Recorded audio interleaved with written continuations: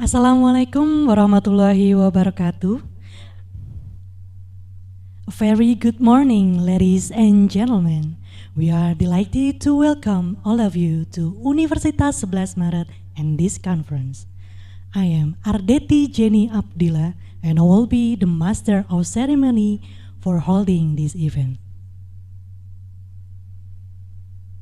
First of all, we are delighted to welcome the Honorable Professor Dr. Jamal Wiwoho SH.M.Hum as Rector of Universitas 11 Maret. The Honorable Professor Dr. Andes Suranto Cipto Wibisono MSc PhD as Head of Doctoral Program of Environmental Science Universitas 11 Maret. The Honorable our keynote speakers, we have 5 academic talks that will be brought by Professor Dr. Andes Sutarno MSc PhD, Dean Postgraduate Program Universitas 11 Maret. Profesor Dr. Engineering Agus Purwanto ST MT, Professor of Chemical Engineering Universitas 11 Maret.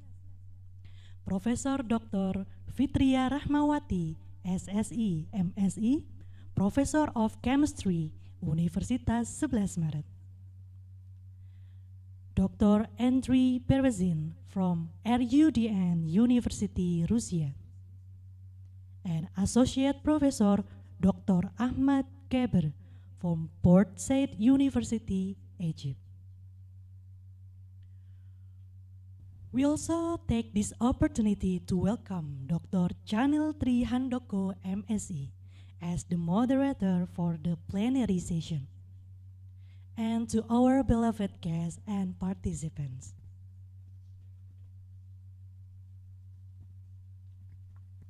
Welcome to the 3rd International Conference on Environmental and Sustainability Development, ICESD 2022. It's an honor for us to welcome all of you to this great occasion. We appreciate you taking time off your busy schedule to join us today.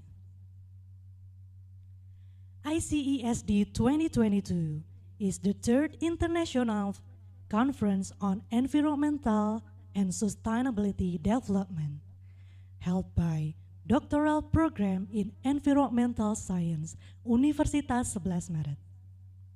Taking the theme, Clean Energy and Water Management, Environmental Issues, Sustainable Development. We hope this conference can provide an international forum to accommodate researchers, academics, and practitioners to share their perspective related to the current issues on environmental and sustainability.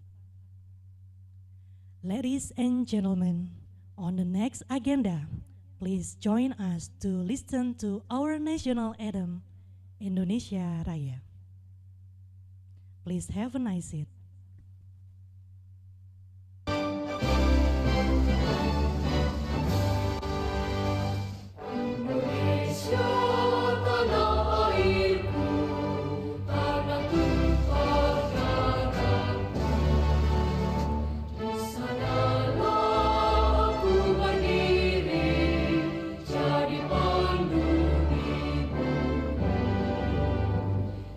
Indonesia, kebanggaan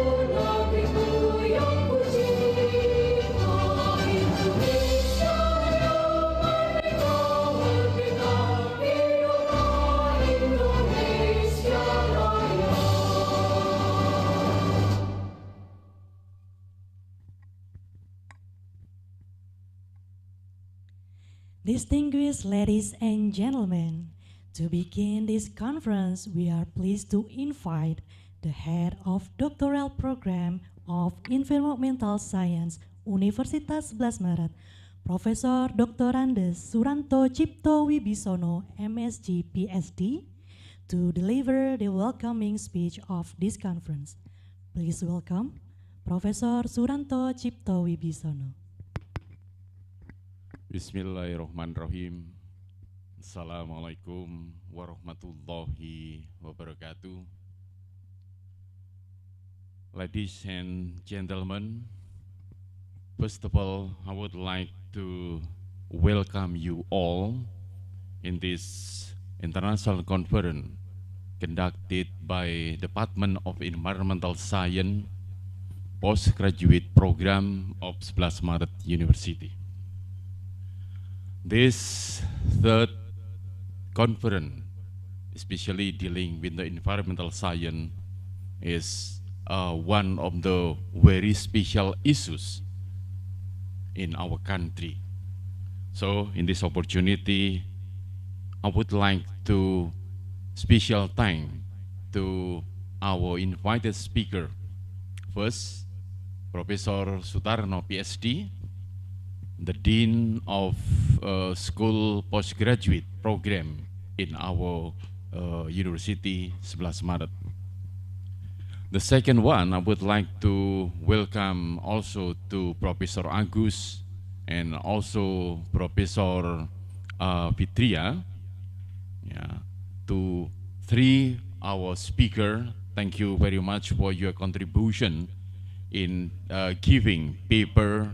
And this paper will be very useful, especially to our participant and also to our student. And my thanks also go to our special speaker from overseas, namely Dr. Andrew Beresin from Russia, and also Dr. Ahmad Gaber from Egypt. Ladies and gentlemen, before I'm closing my speech, I would like to thank to the Rector of 11 Maret University, Professor Jamal Wiwoho, and also from the Dean Faculty of Postgraduate, Prof. Sutarno, who has already make a good contribution and also a moral support make this conference possible. I take this opportunity also to thank the organizing committee as well as the steering committee for your hard work, and this make possible that this meeting could be conducted today. And lastly, I would like to invite the Rector of 11 Maret University, in this case, will be delivered by the Vice Rector for Academic and Student Affairs, Professor Muhammad Yunus, to obviously open this conference. Thank you very much. I hope this conference will be fruitful and useful to our students and also to our environment, because this clean energy, water management, and environmental issue is a good topic that should be discussed in this international conference. Thank you very much. Assalamualaikum warahmatullahi wabarakatuh. Thank you, Prof. Suranto Cipto Wibisono, for the welcoming speech. It's now my deep pleasure to invite the Rector of Universitas 11 Maret, which will be delivered by Professor Dr. Insinyur Ahmad Yunus, MS, as Vice Rector for Academic and Student Affairs, to deliver the welcoming speech and to open the conference officially. Please welcome Professor Ahmad Yunus.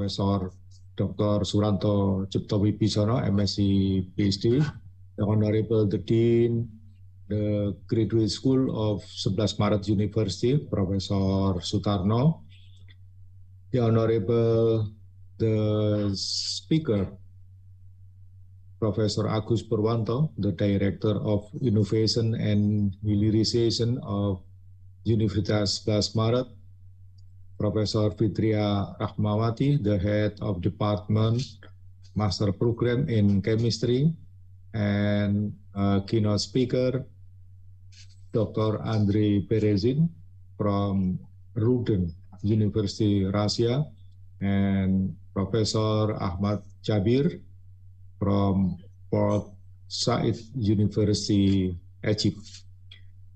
It's my pleasure to walk you through the conference and introduce you to speakers and delegates that have come from all over the countries today to share their knowledge and on the clean energy and water management. Before we kickstart this conference, I would like to express my gratitude toward you all who sincerely contribute to this event in order to make it a success. This wouldn't have been possible without the support of each and everyone present in this conference.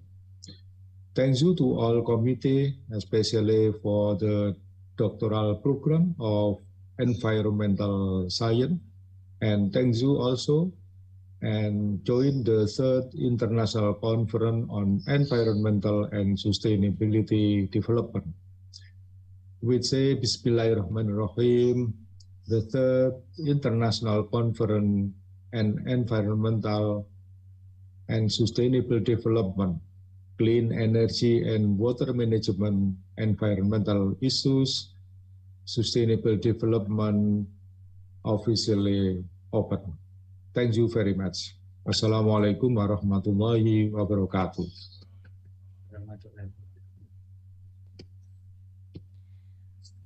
Thank you, Prof. Ahmad Yunus, for welcoming speech and to open the conference officially. Ladies and gentlemen, next on schedule, we will have a photo session. Please to our honorable speakers and all of our participants to turn on your camera and let's smile.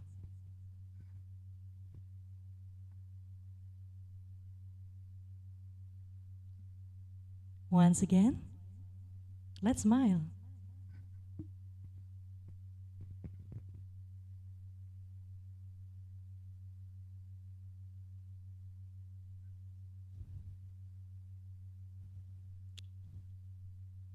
Okay, thank you.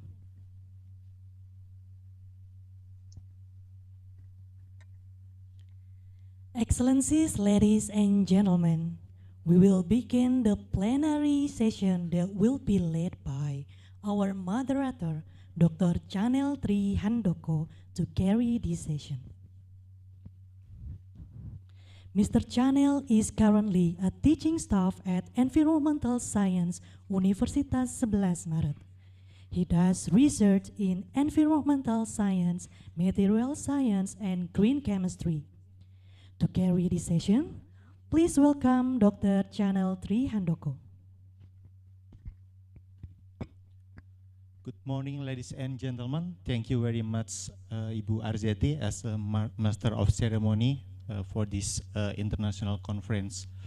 Honorable Rector of Universitas 11 Maret and also the Vice Rector, Honorable Dean and also Vice Dean, Graduate School of Universitas 11 Maret, Honorable Head of Department Doctoral Program of Environmental Science, Universitas 11 Maret, Honorable Professor Pranoto as the chairman of this international conference, and also for Honorable all of the organizing committee, also honorable invited speakers, and dear ladies and gentlemen, and also for all the participants. Thank you very much.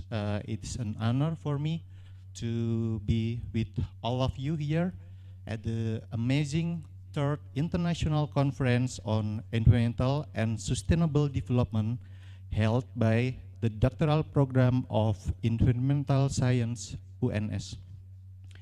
Maybe as you got scheduled from the organizing committee, today we have 5 outstanding speakers. And before we go to our speakers, I would like to deliver some rules for our convenience during the conference. Due to some reasons, we will divide the presentation into 2 sessions. The first is the speakers from UNS, and the second session is the speakers from Ruden University and also Port Said University. Each keynote speaker will give 30 minutes to present their paper. After the third and the last speaker, we will have a Q&A session. And for all the participants, please mute your microphone while the speakers are giving their talks. You can use your microphone during the Q&A session. Now in the studio, our first speaker, Professor Sutarno, has joined us, and please welcome Professor Sutarno. Before we go to the presentation of Prof. Sutarno, I will give a brief curriculum vitae of Professor Sutarno. Professor Sutarno is the Dean of Graduate School, Universitas 11 Maret. His expertise is in biology, especially in molecular genetics. He graduated with his doctoral degree from Murdoch University, Australia in 1998. Professor Sutarno also held several strategic positions at the university as Vice Dean of the Faculty of Mathematics and Environmental Science, also Vice Rector, at Interim Rector, and at Interim Head of LPPM. He is also the Editor-in-Chief of Biodiversity Scientific Journals. Today, he will give a presentation about the potential of cyanobacteria as a source of biodiesel. Professor Sutarno, your presentation time is around 30 minutes, and I will give the floor to you. Please, Professor Sutarno. Thank you.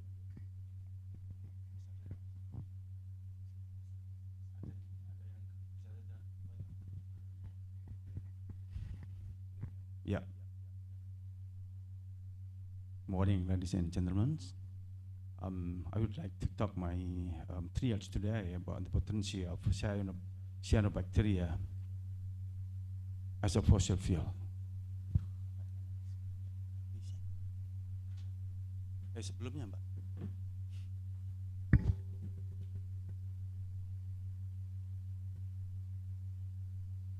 Lagi, Mbak.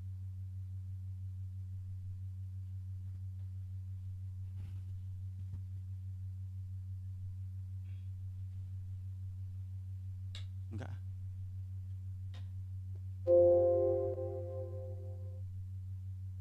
Enggak, Mas. Tadi bisa tadi, yang sebelumnya.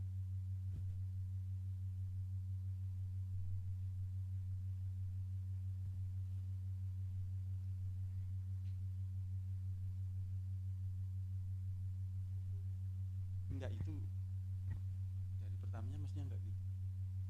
Introduction dulu.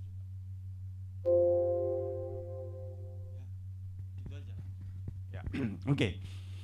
Yeah, I would like to talk about the potential of cyanobacteria as a source for biodiesel. We already know the environmental and energy security right now has become a serious problem, as a serious global problem. And fossil fuels are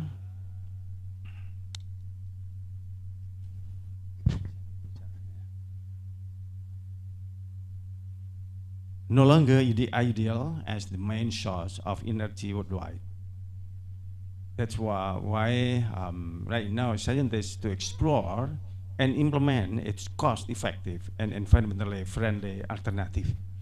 We are our team here in 11 Maret University, especially for the students in biology as well as in the environment for the postdoctoral degree, are doing research about how to find out another resource of the for the bio energy, such as from cyanobacteria. You know why? Because the fossil fuels right now actually is a finite resource, nearly depleted, and environmental issues for the fossil fuel is quite bad to the environment. Next, please.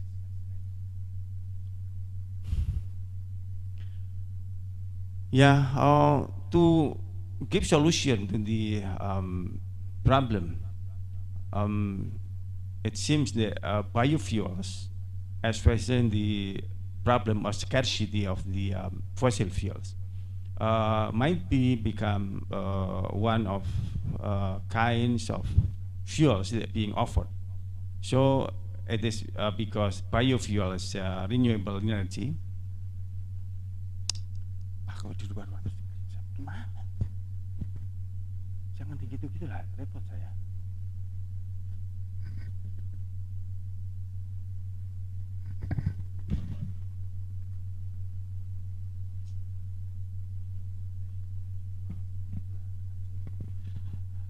We are so sorry for these technical problems, and the committee will be fix it as soon as possible.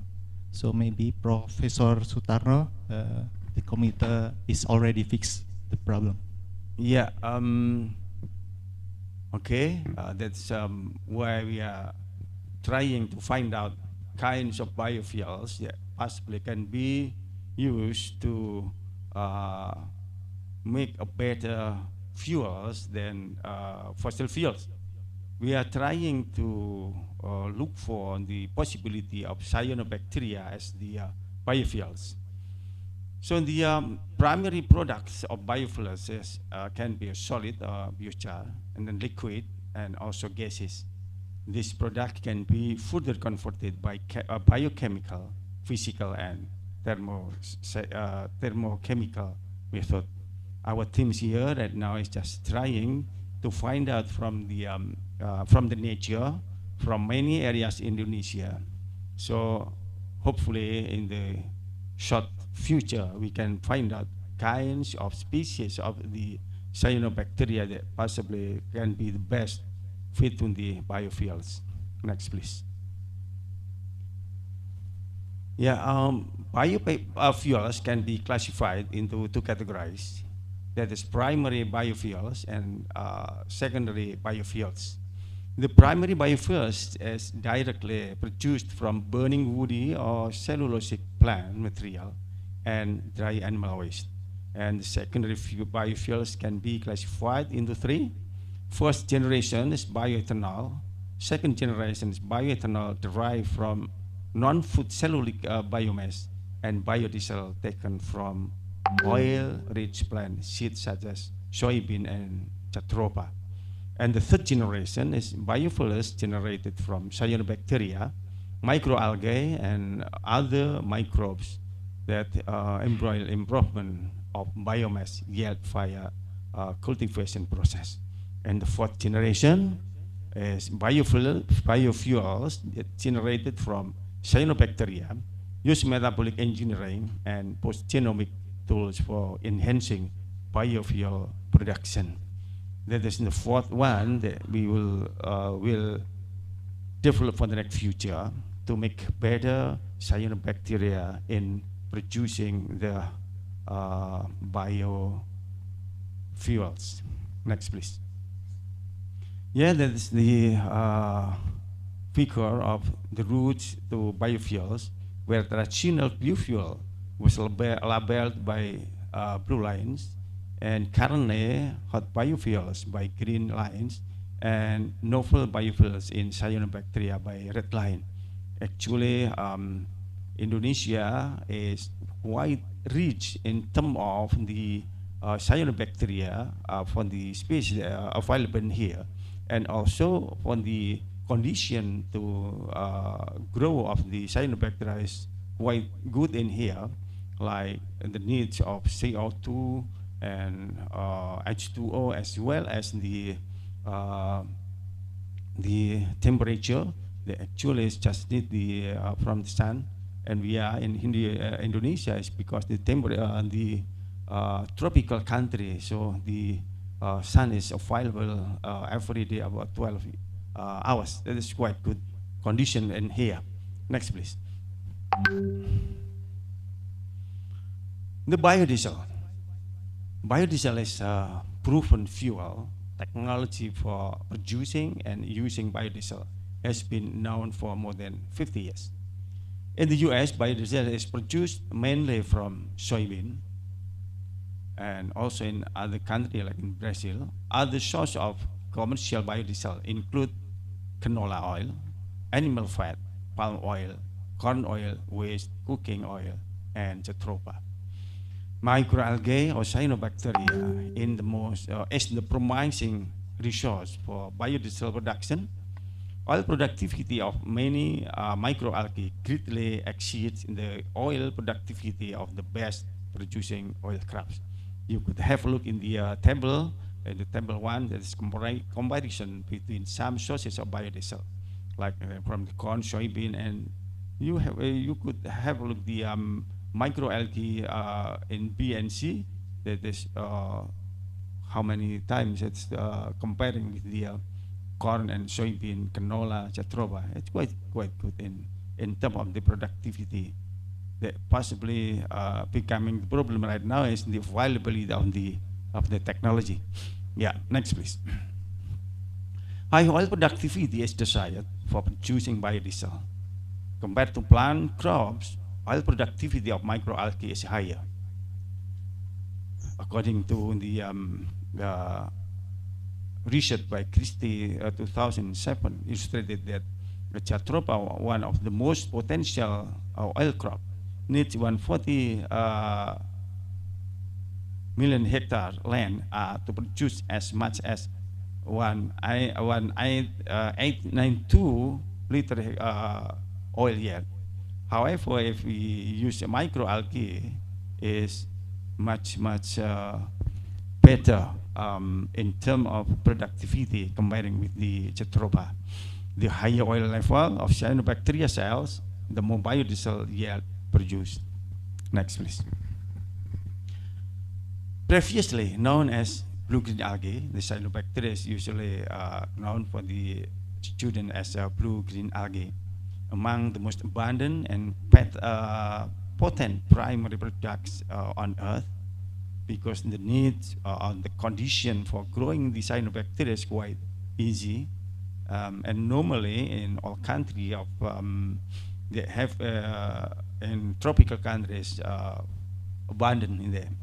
Gram-negative bacteria able to undertake oxygenic photosynthesis associated with photosystem 1 and 2, morphologically diverse, unicellular, multicellular, and ubiquitous occurs in freshwater, marine, cold, hot, and terrestrial habitat. That is kind of cyanobacteria and the families and the important taxonomic characters used to distinguish them. That is in the figure.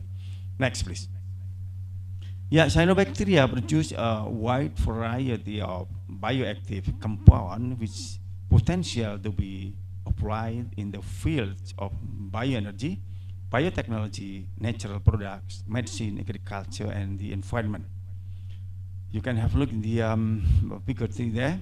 Cyanobacteria use the sun's energy, H2O and CO2, for synthesize their energy storage components like carbohydrates, lipids, and proteins, which can be converted into bioenergy.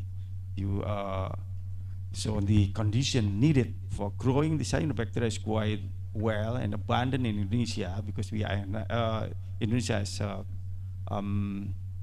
tropical country in which in the CO2 is a lot, light is holidays, and every year is mostly every day average is about 12 hours a day, and also the H2 is everywhere in here, that is whether in the form of the terrestrial or in the marine water. Okay, next please.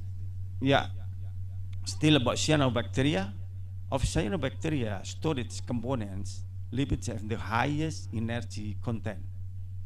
To extract the energy from the lipid fraction, it has to be esterified with a chemical process, and the resulting hydrocarbons subsequently extracted. The hydrocarbons can then be used as transport fuel in the form of biodiesel. That is the table showing the chemical composition of cyanobacteria. In there, we can have a look at Tapi aku tetap ngangkat terus, nggak pernah bolos. Soalnya aku having high concentration there, and so it can be converted into energy. So that's why, based on the table, we can try and possibly with the available technology for the next future, we can convert the cyanobacteria as the biodiesel. Next, please. Potential of cyanobacteria in Indonesia. The potential of cyanobacteria in Indonesia is enormous. However, the biota and their metabolite products have not been fully explored and studied. A study concerning biodiesel production has reported using Indonesia origin strain of eukaryotic microalgae, that's Chlorella vulgaris. Fatty acid characterization of indigenous cyanobacterial strains isolated from 5 hot springs in Indonesia has been reported by Prihantini. Next, please. Yep, that is as an initial step towards the study of the potential of cyanobacteria as biofuel source. We explore the diversity of cyanobacteria in several habitats in Segara Anakan, Cilacap, Java. That is being done by two my students that working on cyanobacteria and selected from the natural habitats in Indonesia. And they found 39 cyanobacterial isolates obtained from habitats in Segara Anakan, Cilacap. And it's already being published in 2021 by Fitri et al. Brackish water habitat, these kinds of the cyanobacteria, and also from the freshwater habitat, and also from the mangrove rhizosporial soil habitat. So totally there are 39 cyanobacterial isolates being already found out in our labs here by my two students. They're doing the thesis for the study. Next, please. Yeah, there is figure showing the isolate that we already find out from the nature, especially from the Segara Anakan couple months ago, and this isolates from brackish water habitat in Segara Anakan, Cilacap, Java, Indonesia. You can have a look many kinds of the cyanobacteria that being found out by my students. Okay, next please.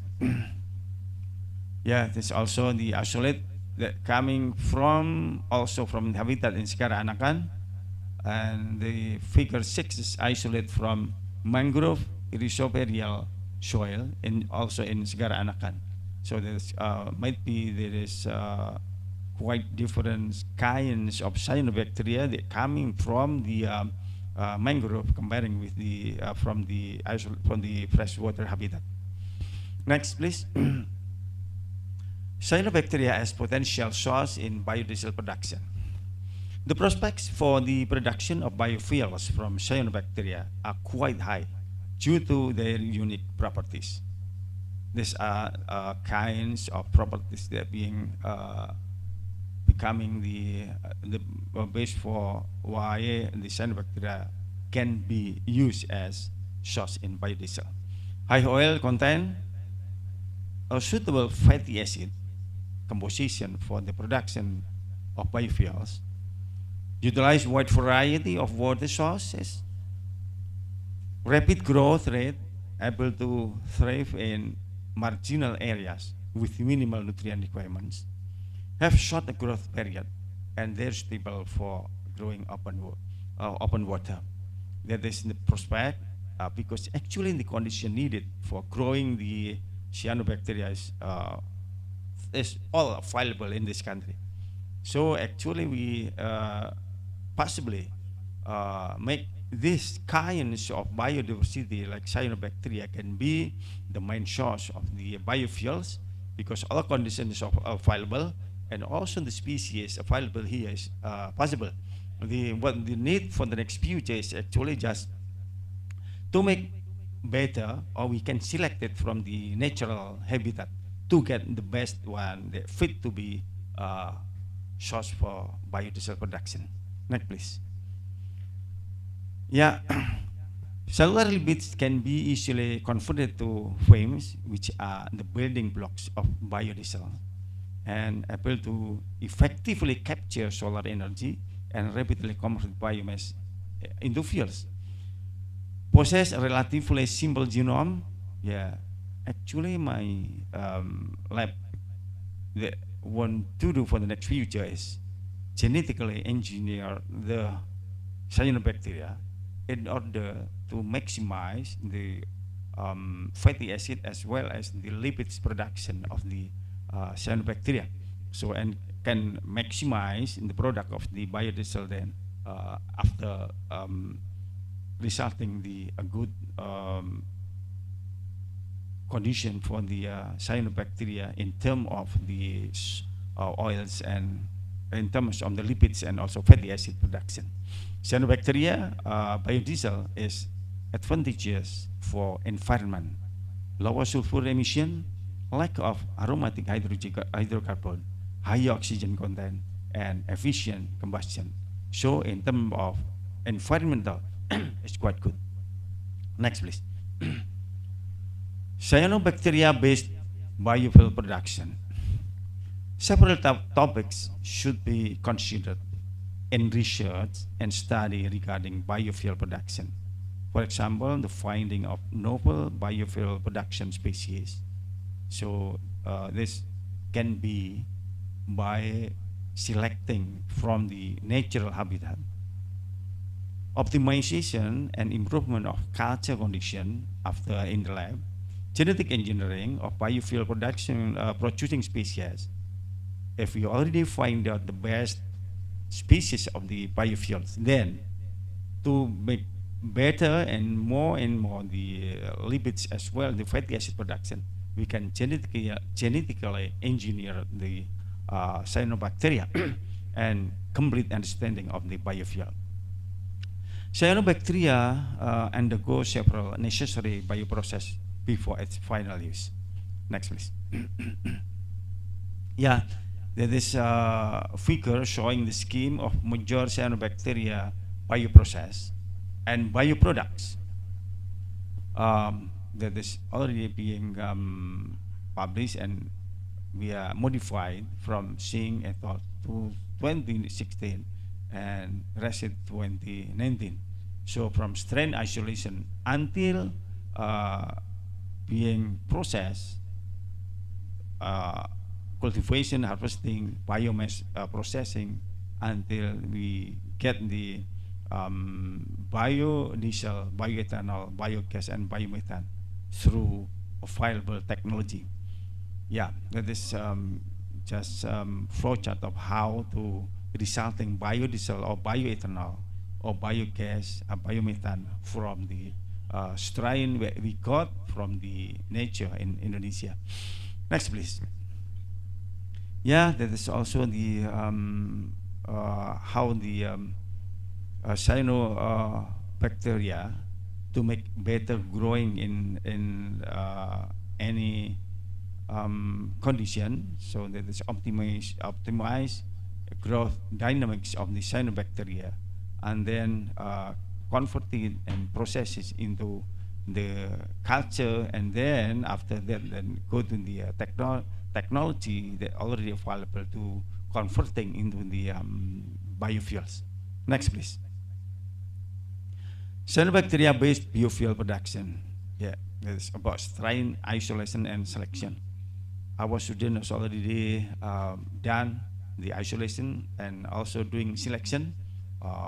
About 39 strain that we got right now. Strain isolation and selection in the primary, yet the most important step of the bioprocess. You know why? Because in this step, we are potentially able to get the best species or the best cyanobacteria that possibly having the most of the lipids as well as the fatty acid. The selection is coming from different habitat, testing characteristic, impact that is having impact on the quantity and the quality of bioproduct obtained from the biomass. Of course, because all the biodiversity being influenced by the environment, so the different habitat, like what we do, that's from the fresh water, and then also that is coming from the mangrove waters, as well as from the seawater. It's getting different kinds of cyanobacteria. Robustness and basic is the basic criterion in strain selection. Selection criteria for prospecting cyanobacteria in the biodiesel production. First is biomass density or productivity. The second criteria is lipid content and lipid or fatty acid profile and harvesting potential. Harvesting potential is quite important when we are planting the cyanobacteria, and that is becoming a criteria that could determine how for the next production of the cyanobacteria that we have planted. Next, please. Yeah, different strains of cyanobacteria have been successfully engineered to optimize the production of biofuel, to generate biofuel in the economically sustainable manner. Things need to be optimized, include the levels of enzyme expression, availability of the precursor metabolites, and cofactor equilibrium within the cell system. The photosynthetic process is not fully optimized to operate effectively under high light intensities. Genetic engineering tools utilized to modify genes relevant to CO2 fixation and light utilization. Improving harvesting by genetic engineering tools. Yeah, that is our future laboratory work for the next. Exogenous addition protein expression can be generated flocculating strains of an originally non-flocculating organism to maximize biomass or product yields. Next, please. Rapidly large-scale growth of cyanobacteria is possible using open or closed pond system and photobioreactors. That is kinds of the way how we are make the large-scale cyanobacteria when we are growing the cyanobacteria in the pond. Large-scale production of microalgae include raceway ponds or closed system and tubular photobioreactor. To achieve viability, cyanobacteria cultivation system must ensure a sufficient supply of nutrient, particularly nitrogen input. Biofilm, the new platform of biomass production, is promising for biofuel production by cyanobacteria.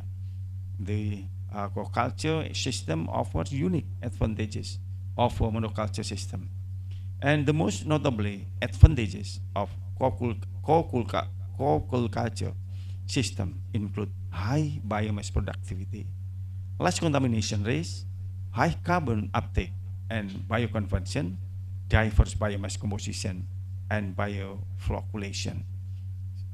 Next, please. Harvesting, concentrating cyanobacteria. That is, sorry, this is very technical. Yeah, that's some technique that available right now to converting the cyanobacteria into the biofilms like this. Harvesting, concentrating cyanobacteria culture. You know, you could imagine that actually cyanobacteria we cannot see. For example, one cell, we cannot see it. So we should make the cyanobacteria to be more concentrated.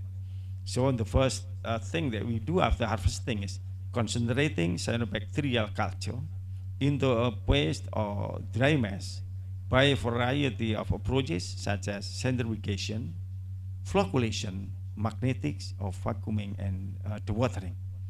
Efficient harvesting of cyanobacterial biomass is critical for viable commercial biodiesel production. Via the auto-flocculation, could hinder biomass or accumulation due to a higher shedding effect and access to nutrients. Recently, novel approaches using magnets have been developed in commercial scale cultivation systems with great success. A method using magnetic nanoparticles has shown extreme efficiency, about 98%, in microcities aeruginosa when grown in a continuous batch reactor, suggesting its promising application for commercial cyanobacterial cultivation. 5 menit, okay, yes. Next please. Okay, the development of large-scale production of cyanobacteria-derived biofuels require an optimized process for the biological uptake of inorganic carbon. Yeah, quite the same for the technique. Next please. Yeah, extraction of a product which could be intracellular lipids, because we just interested in the lipids or fatty acid that happen in the inside of the cell. So we need the extraction. Free fatty acids or a heterologous product has proven to be a very costly process amounting to around 60% of the total process cost. That is the important step, and also the cost is the most in this process for the extraction of the product. Effort has been made to genetically modify cyanobacteria to enable direct product recovery from the culture medium. With a modern advance in genetic engineering, cell disruption could be economical for retrieving the side product from cyanobacterial cells by incorporating an inducible lytic system. Next, please. Yeah, that is the stages needed from the selection into fine-tuning the pathway to get the biofuels. Next, please. Challenge in production of cyanobacteria. That is many challenges. The barriers for the commercial markets of cyanobacteria-based biofuel concern the economic feasibility. The big challenge is how to increase productivity and lower cost in order to compete economically with fossil fuels. That is the most important. If the product is still much expensive comparing with the biofuel, so it is not quite good to have better biodiesel that coming from cyanobacteria. From an individual point of view, the main barrier for using genetically engineered photosynthetic organism is limited knowledge. Yeah, that is, of course, expression of foreign gene often cause disturbance to the native metabolism network. Also, functionality of expressed foreign gene might not be optimal in oxygenic photosynthetic organism. That is couple challenges that possibly happen when we are doing the cyanobacteria for genetic engineering. We are coming to the summary. The future research should focus on growing the knowledge base for transgenic design of photosynthetic organism, and also aim at combining two or more of the successful application mentioned earlier into a single microalgae superstrain. Superstrain means that is the strain of cyanobacteria that having the best possible cyanobacteria to be converted into the biofuel to maximize production process profitability. And strategies towards enhancement of cyanobacterial biofuel production, whether through traditional strategies or advanced strategies. Yeah, that's all what I want to say about the potential of the cyanobacteria to be a biofuel. Thank you. Assalamualaikum warahmatullahi wabarakatuh. Waalaikumsalam warahmatullahi wabarakatuh. Ladies and gentlemen, once again, Professor Sutarno, our Dean of Graduate School, UNS. Thank you very much, Prof. Sutarno, for your insightful presentation about the potency of the cyanobacteria for producing kind of biodiesel, you said. I think it is very related, the biodiesel stuff and bioenergy with the government regulation, because in 2025 we have like a mandatory biofuel program. In 2025, the bioethanol will reach around 20%, so it's called B20 for the, bioethanol. And for biodiesel called D30, so it is 30% mixing of biodiesel to the fuel. So it's very interesting also because it is not only produce the biodiesel, but you said in your slide that because it contains the carbohydrate and also lipid and also another compounds, it can be converted into the bioethanol and also the biogas. And you said that the yield of the cyanobacteria for biodiesel is quite good. It's very interesting for me. And I was wondering the potential of this cyanobacteria in the future. How about the large scale or industrial scale of this implementation of this cyanobacteria? Because you said also that the extraction process of this cyanobacteria is very costly. And about the biomass, actually, for now, most of the biodiesel production comes from crude palm oil, Professor. Yeah, because we all know that Indonesia is the most largest crude palm oil producer in the world. So maybe in the Q&A session, we will discuss a little bit about the future challenges about this technology. Once again, thank you very much, Prof. Sutarno, and we will wait for you in the Q&A session. Thank you very much. So our next speakers will be moved to, I think, Professor Dr. Fitria. Okay.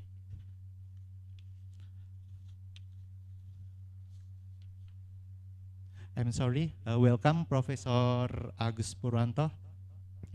Please welcome. Here with us, we have the second speaker, which is Professor Agus Purwanto. Before Professor Agus deliver his talk, I will read a brief curriculum vitae of Professor Agus. Professor Agus Purwanto is a professor of chemical engineering, Faculty of Engineering, Universitas 11 Maret. He completed his doctoral degree at Hiroshima University, Japan in 2008 in the major field of chemical engineering.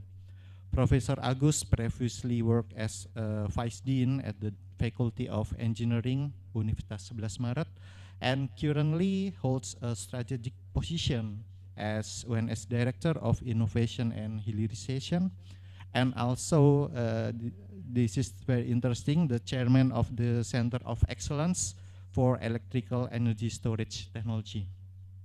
Today, he will discuss about the development of lithium-ion battery for clean energy implementation. Prof. Agus Purwanto, your presentation time is around 30 minutes, and I will give the floor to you. Please.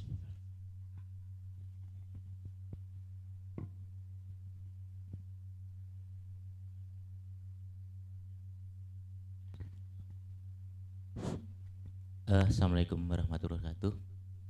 Good morning, everyone. Thank you very much for the opportunity to me to share our development on the lithium-ion battery for clean energy implementation. Okay, as we know that currently we focus on the use of renewable energy to minimize or to replace or to substitute the use of fossil energy. As we know, there are many sources for renewable energy, such as wind energy, solar energy, bio-derived energy, tidal energy, geothermal energy, etc. From this all energy, it is potential to be used as substitution for fossil energy. And fortunately, we are in Indonesia, in the equator area. We are very fortunate with the high intensity for solar energy as well as tidal energy, as we are an archipelago country. So there is some approach to use this energy to be used in our daily activity, such as for building street, also for our transportation. But as we know, the energy from this kind of renewable is intermittent. So there is a necessary to be stored in some device, and in this case, of course, we need a battery. So from all the system, we call as a battery energy storage system. Next. And this is battery energy storage system that can be used to store energy produced by renewable energy. By using this kind of system, we can first store the energy that we are convert from renewable to the battery, so we can use it anytime when it needed. And by using battery, we also can maintain the power quality of the energy of the electricity that we use in our devices. So from here we know that the use of energy storage system is critical, such as battery or maybe accumulator, lead acid battery that currently widely used in our daily activity. Next. And recently also we are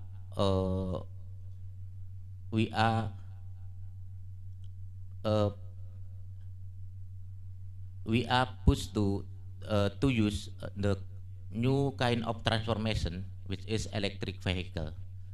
In electric vehicle, of course, battery as a main component to store its energy. Without this kind of device, electric vehicle cannot move from one point to another point. So battery in electric vehicle just like a fuel, not only can store, not only can supply the energy for battery, but also for the electric vehicle, but also this battery as a function to store the energy. And because of this, battery become the key component for the electric vehicle. there are many type of electric vehicle, from electric bike to maybe train, a bus, also a car. And the necessary of the battery different based on the kind of electric vehicle, such as a bike. This battery only need around 250 to 1 kilowatt hour of battery, and the voltage level only from 24 to 52 volt. Compared to train, maybe we need more higher energy storage, such as from 500 to 850 100 kilowatt hour. And the kind of the battery type is also different, such as for the small vehicle, we need battery with the high energy density, such as NMC, NCA. But for bigger vehicle, we need more safe and have higher power density, such as lithium phosphate. So from this illustration, we can find that specific vehicle needs specific battery configuration as well as battery type. Next. And in our development, we focus on the production or investigation on the active material, such as I stated before, there are many type of active material in battery: NMC, nickel mangan cobalt; NCA, nickel mangan aluminate; LFP, lithium ferrite phosphate. And actually, there are many kind active material, cathode active material, other than this, that these three that I mentioned before.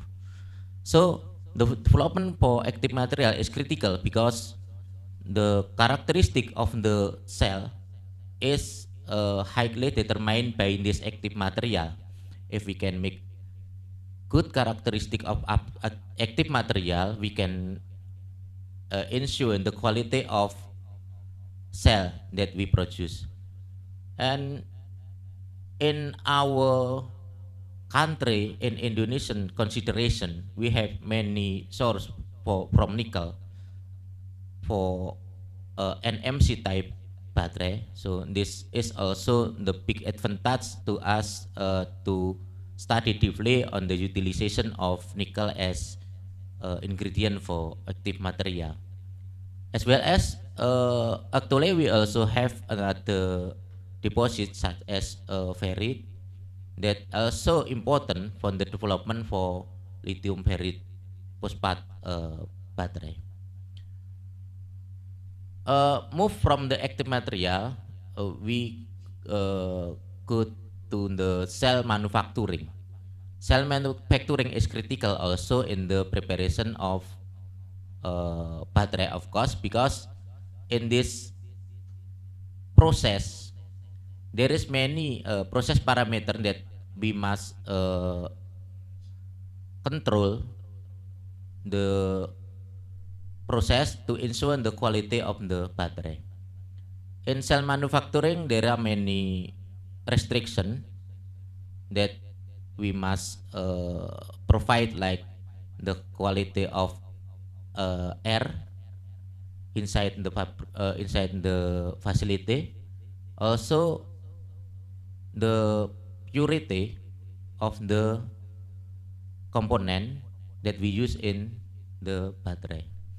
Move from cell to application.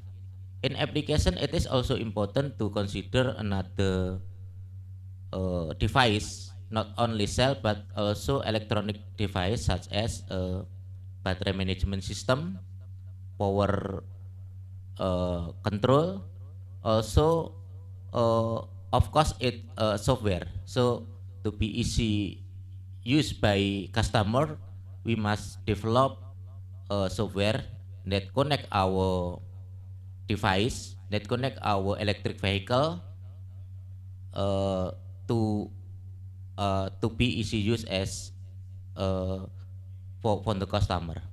And one important thing we must also consider is the recycling step, because battery have a lifetime. So after a certain period of time, this battery cannot be used anymore in our devices. So the recycling step or the recycling strategy for this battery also must be considered, because if we are not uh, treat this unused or spent battery well, it will become big problem to our environment. Next. And from the cost structure in battery manufacturing, material cost is around 70%, 60% from the price of battery. From this slide, we can find that the material cost consists of the cost of cathode material, anode material, electrolytes, separator, and another material such as the battery can, also battery cap, and another material that be used to produce a battery. And another aspect is manufacturing cost, which is around 25% from the price of battery. From this cost structure, in here we consider that the cathode material is the biggest component with the highest proportion in the cost material that contribute to the total cost of the battery. So of course, from this situation, we must deeply consider how to make active material, in this case cathode material, as cheap as possible to decrease the price of the battery. Next. And here I will show our development on the cathode material. Next. For the future projection, that the dominant material for the battery is NCA, which share around 12%, and of course NMC, which have contribution around 54%, and also LFP with the contribution around 21%. So these three main cathode material will significantly will significantly use in the lithium-ion battery, and its potential application will be increased in the near future. But even though the nickel-rich cathode material promise higher energy density, but it also have the problem on the low safety. So in our research approach, we also think about the safety of the battery. Next. This is the current fact on the cathode material, energy density versus the safety. So from this chart, we know that lithium ferrite is the cathode material which have higher safety compared to another type of cathode material. However, if we look at the energy density, lithium-based cathode material promise higher energy density.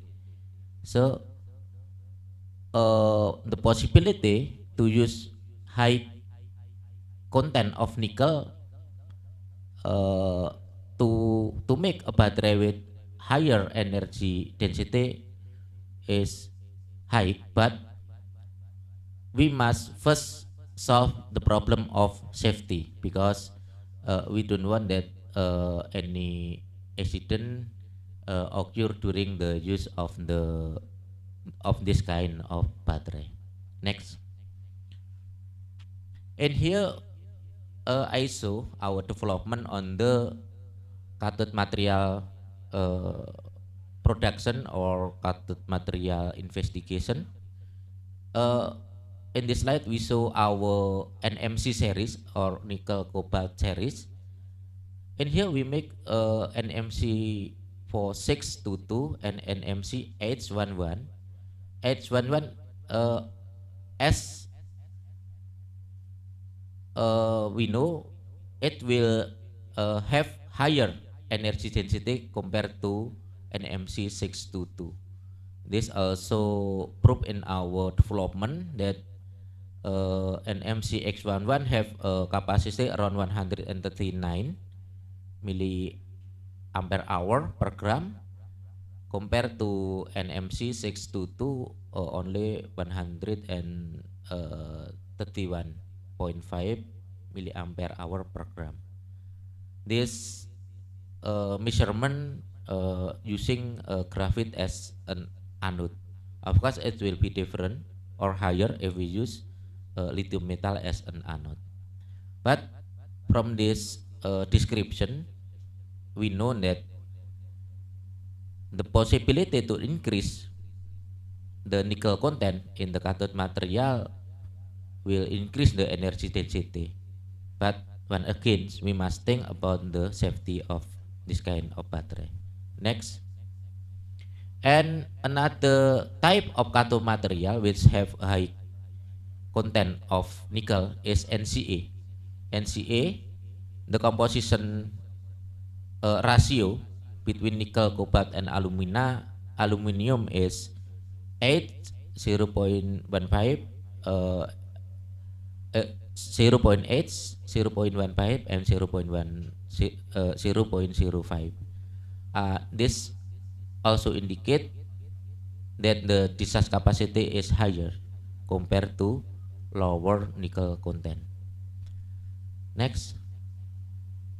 Another promising material, cathode material that will dominate the market of lithium battery is lithium ferrite phosphate. This is use ferrite phosphate material as host for lithium intercalation, and this kind of battery offer higher safety, so it is very promising to be used in high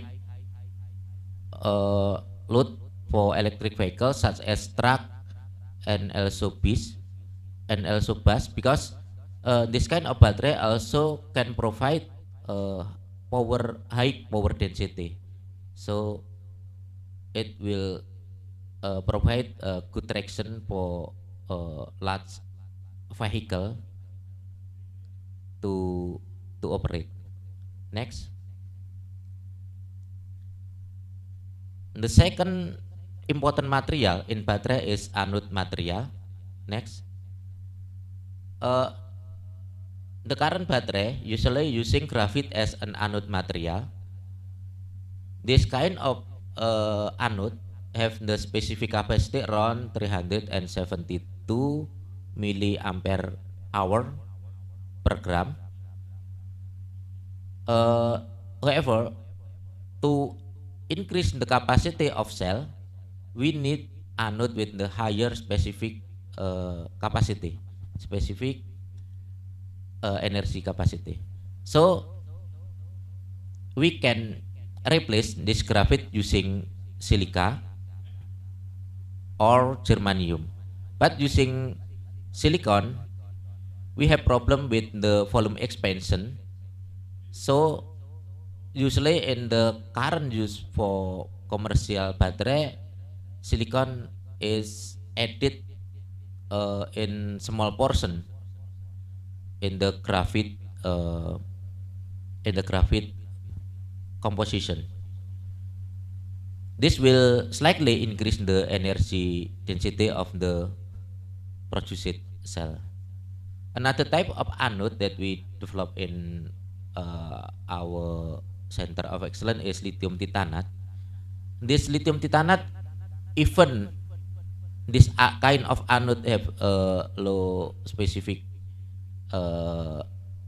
energy capacity, only 175, but this kind of anode have very interesting properties, such as lithium titanate battery can be charged in high current charging, so it will reduce the charging time. So using lithium titanate battery, charging from 0 to 100%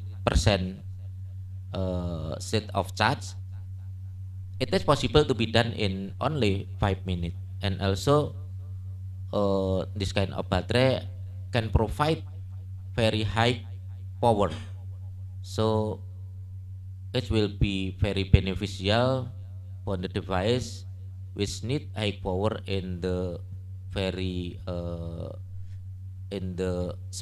very limited time.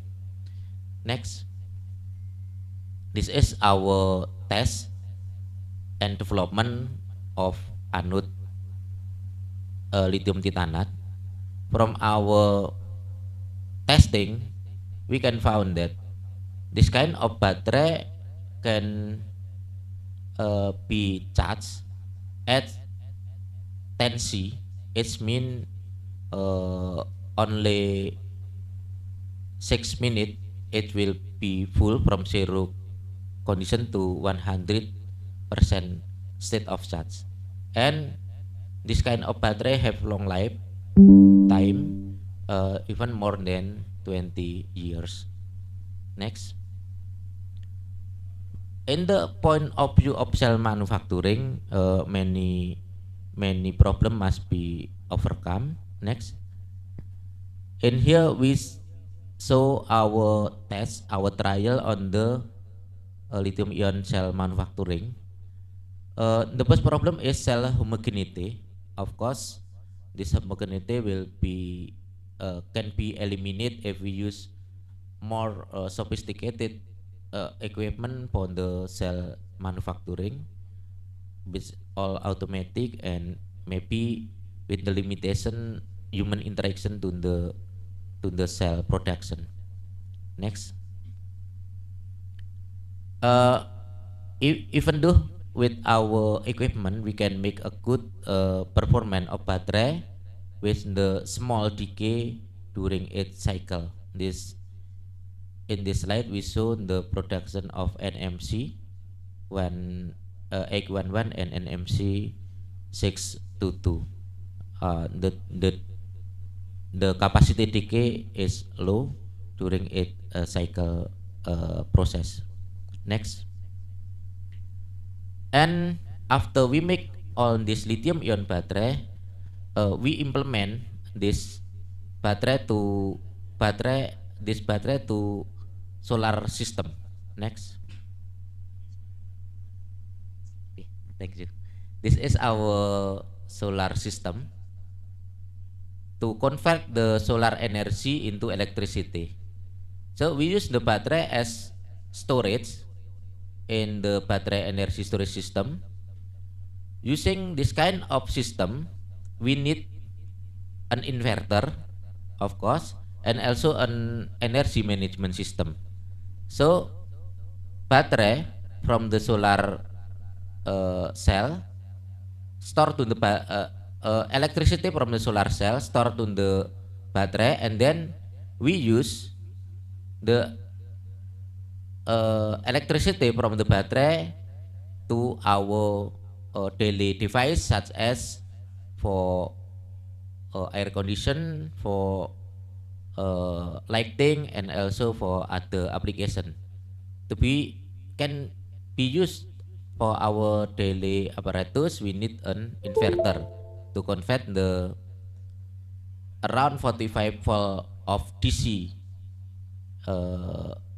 electric voltage to 0 volt of AC voltage.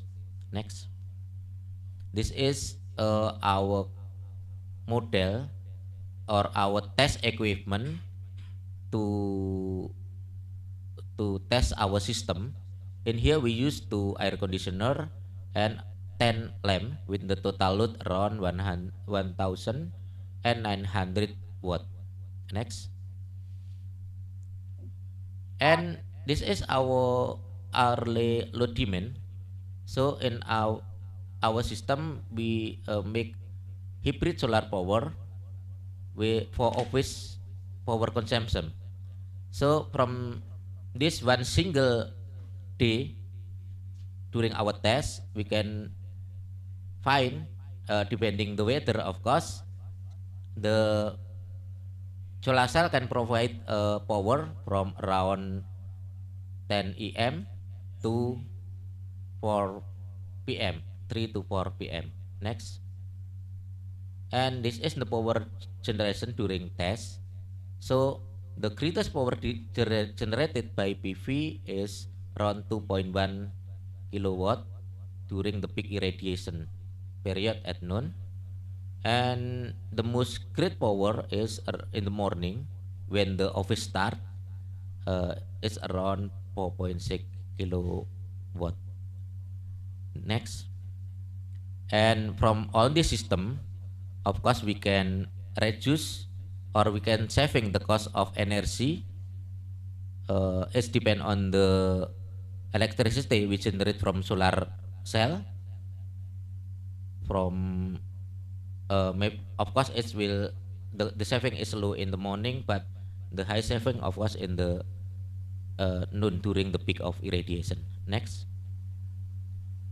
From the summary for my presentation, that it is important that lithium ion to be stored for clean energy system, such as from solar cell or also from wind mill.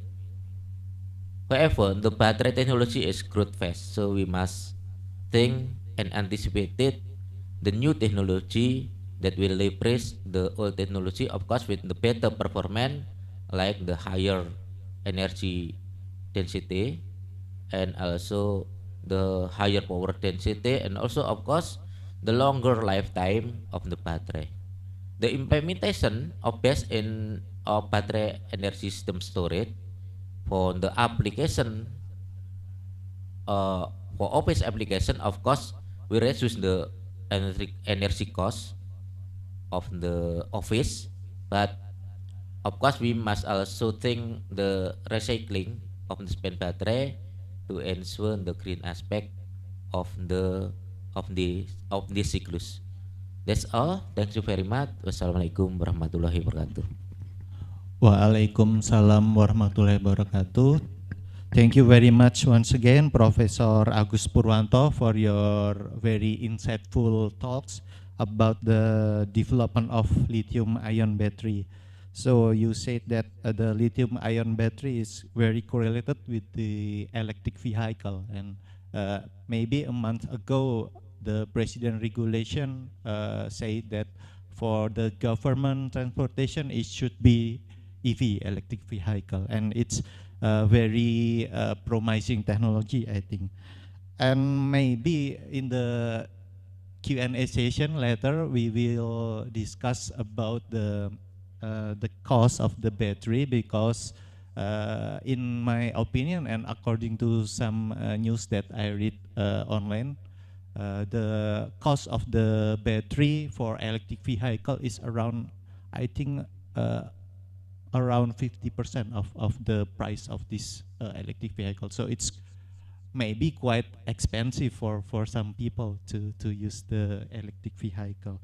And yeah, maybe it is also interesting when in the next session, the Q&A session, you can also maybe share a little bit about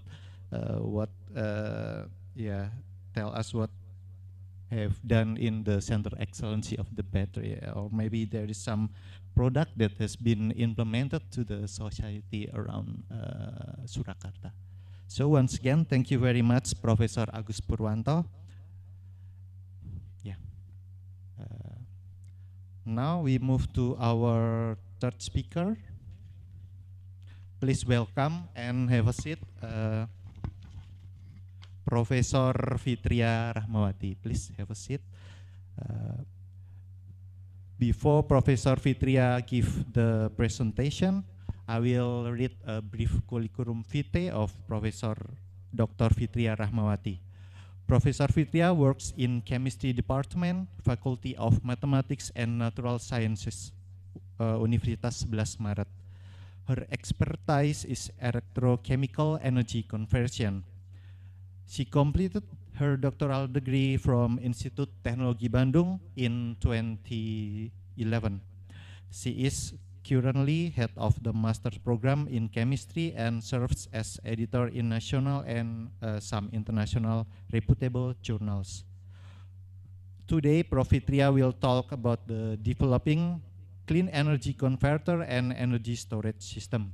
So for Professor Fitria, your presentation time is around 30 minutes, and now I will give the floor to you. Please, Professor Fitria.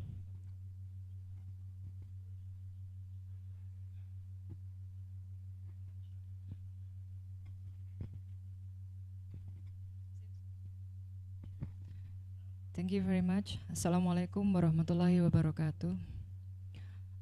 The Honorable Professor Jamal Wiwoho, Rector of 11 Maret University, and also to the Honorable Professor Suranto Cipto Wibisono.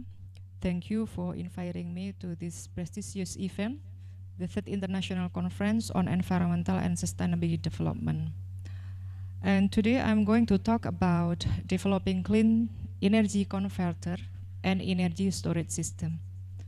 I'm a professor in Chemistry Department, 11 Maret University.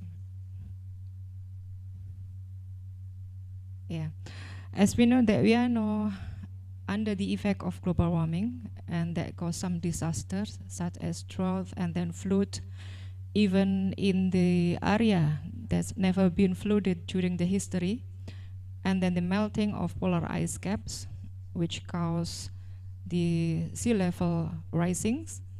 And we know that those global warming effect mainly caused by greenhouse gases, which is trapped within our atmosphere, in which the most content within the greenhouse gas effect is carbon dioxide. The percentage can up to 79%. And we know that carbon dioxide emission mostly coming from the fossil fuel burning in order to get the energy for everyday living of humankind.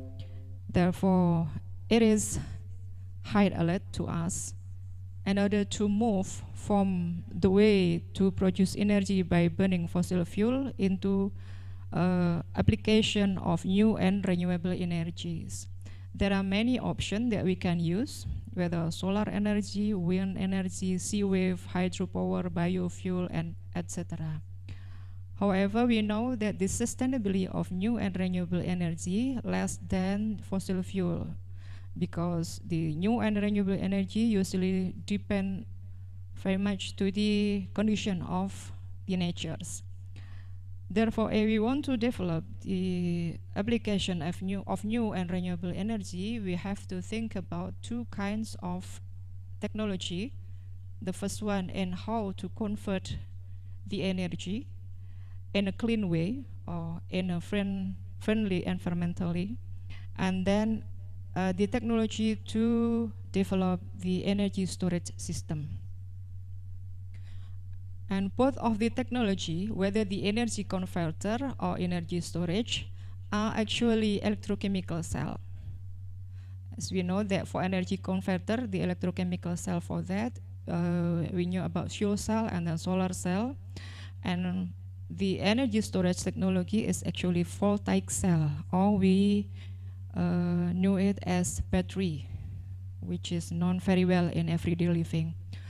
The electrochemical cell will be the future technology in order to produce energy for everyday living. Why? Because the specific reaction within the electrochemical cell will produce less carbon emission or even zero carbon emission. And then the other advantage is less vibration as well as the flexible design compared to the combustion engine.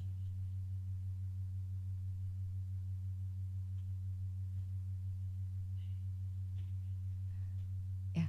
Here are some energy converter technology, or we knew it as fuel cell. There are many types of fuel cell along with the operating temperature, the fuel that can be used or can be applied to them, and then the electrolyte material that can be used for each of the fuel cell types. There are two kinds of solid electrolyte that can be used for fuel cell. The first one is the proton conductor electrolyte, and then the second one is oxygen ion conductor electrolyte. So if we want to develop the fuel cell, we have to think what solid electrolyte that we need to produce our fuel cell. And then about the energy storage technology, there are two main types. The first one is the primary battery, and the second one is secondary battery. Primary battery is only one-time use. And then secondary battery is a battery that can be recharged and can be used many times. Recently,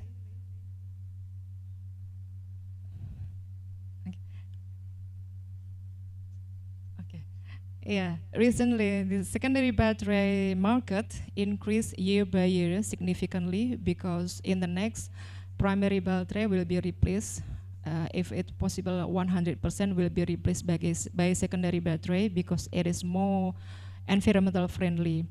And the application of secondary battery also very wide, whether within automotive sector, for portable device, and also in industrial device. And there are many types of secondary battery that now or recently we can find within the commercial market, and some are still under investigation. Next. Okay. In order to develop those two kind of technology, the electrochemical energy conversion and electrochemical energy storage, actually there are four main parts that we can investigate. The first one is material for electrodes, and then material for electrolyte, the interface between electrolyte and electrode, and then the cell fabrication. And the last one, which is very important in order to investigate those four main types that we can investigate in electrochemical cell, is about the raw material. And then talking about raw material, next. Yeah, actually Indonesia has a very abundant mineral resource.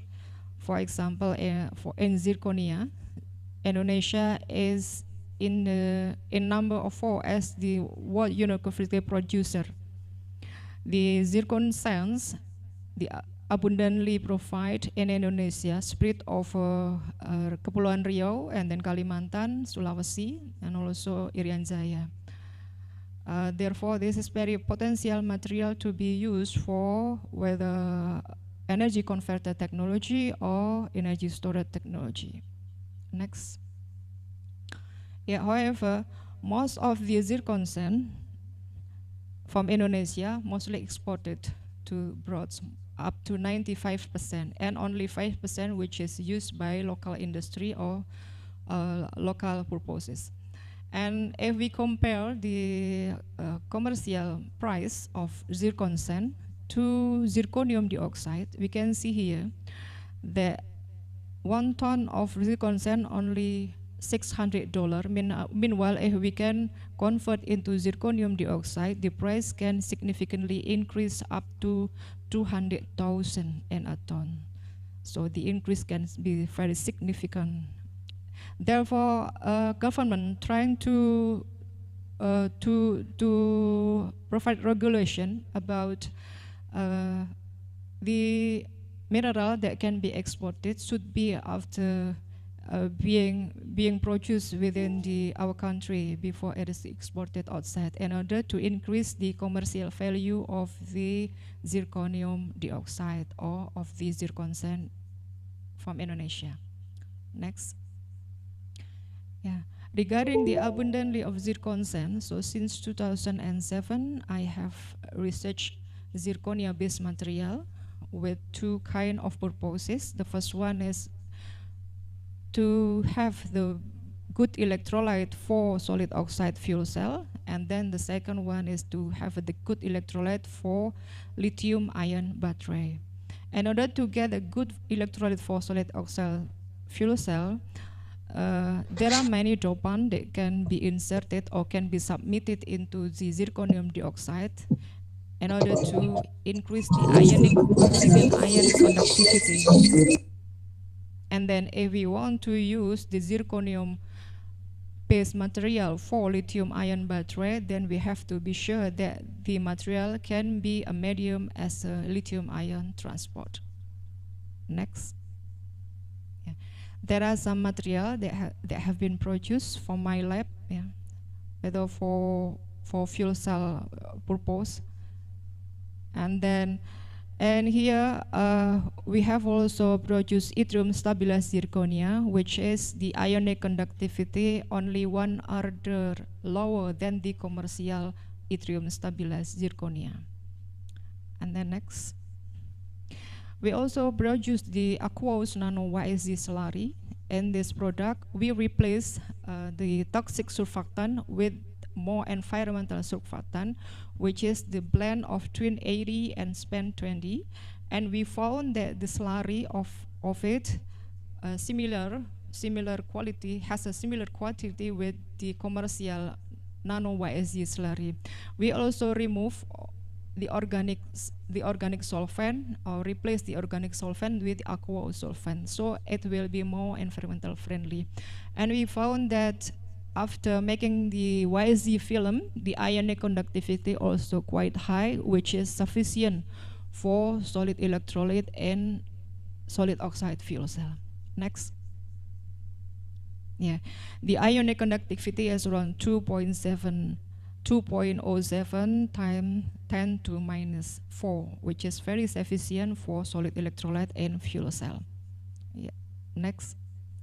And then we also made a zirconia-based material as a addition for anode and lithium-ion battery.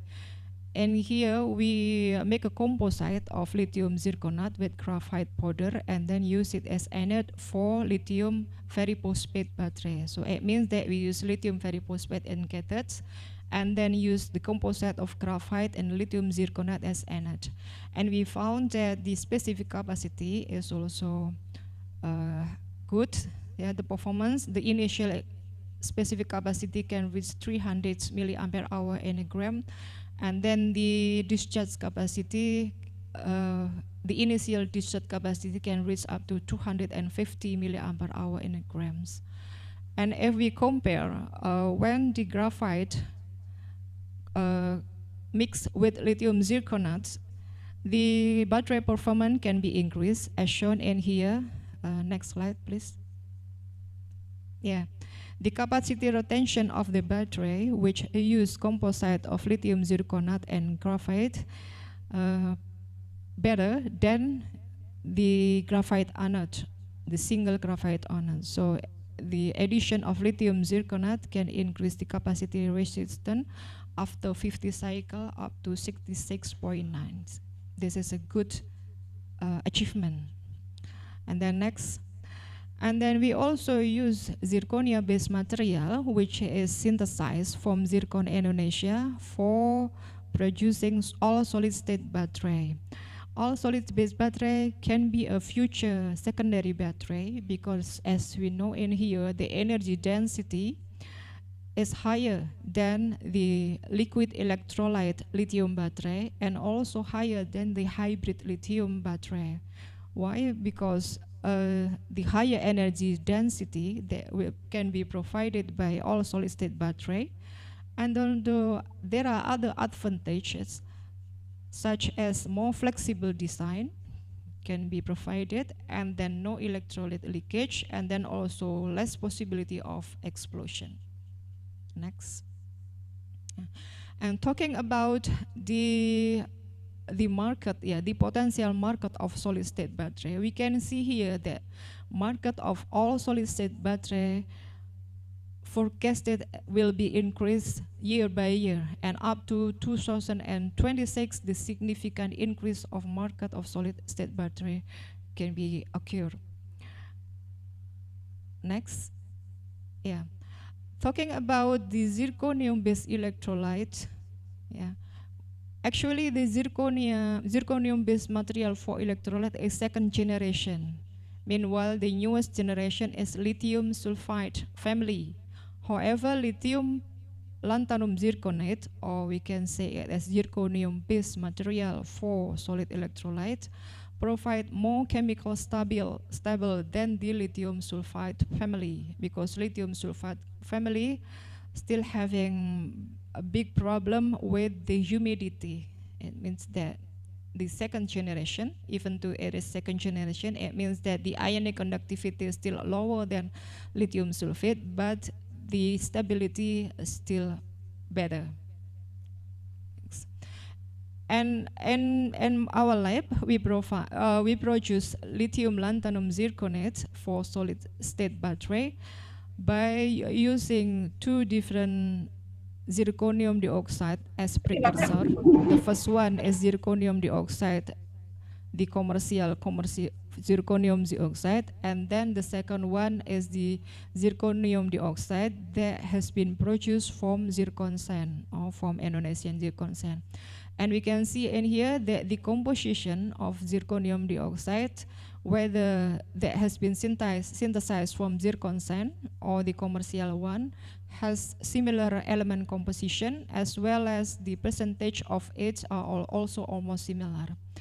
And then after conducting synthesis, and then we got lithium lanthanum zirconate, we also compare the ionic conductivity of them, and we see that the lithium lanthanum zirconate that has been produced from our zircon sand actually provide higher ionic conductivity, because the presence of sodium inside the zirconium dioxide seems to also contribute within the lithium ion conduction through the crystal of the lithium lanthanum zirconate. Next. And then after producing the prototype of solid state battery, we found that the lithium lanthanum zirconate that has been produced from Indonesian nickel zinc provide good performance, in which only 16.6% specific capacity drop, even though after 40 cycles. 40 cycle means charge and discharge 40 times.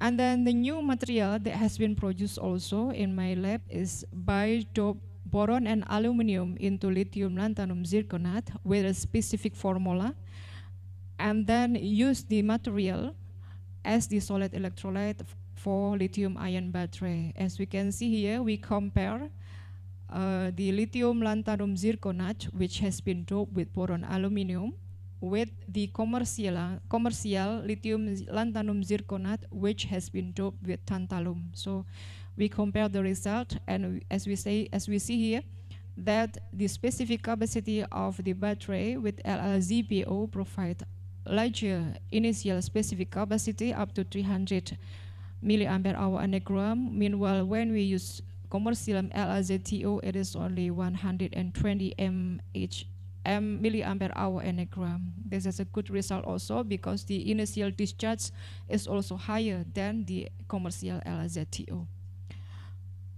And the result actually comparable with other research in solid state battery. In here they use also lithium lanthanum zirconate, and then combine with LCO, the same cathode that we use, but they use lithium boron oxide as the interface between lithium lanthanum zirconate and the cathodes. They found only 160 milliampere hour anagram. So our research actually comparable with other research. And then we try to change the cathode material, which is At previously we use lithium cobalt oxide, we changed with graphite-based material, and here we use mesocarbon microbeads and then combine with lithium metal. And we use our new material of lithium lanthanum zirconate, which is boron aluminum dope LaZO, and we found that the specific capacity can increase up to 1,600 milliampere hour in a gram, with a very good also initial discharge capacity, which is around 1,300 milliampere hour in a gram. So this is a very good achievement actually. And then after conducting 50 cycles, discharge and charge, still we found about 57% of capacity retention. And for this invention, we have submit a patent for the LaZPO battery. And if compare the result with other result that has been conducted by other researcher, we found here that other researcher found only about 500 milliampere hour in the grams, but the capacity retention still better than us. So in the next, still we are working with this material in order to increase the performance of the solid state battery. Yeah. Here are some results on solid state battery. The result of lithium lanthanum zirconate battery that we have been produced actually also show better for performance than lithium sulfide battery. Yeah. The lithium sulfide battery that has been researched by Su et al.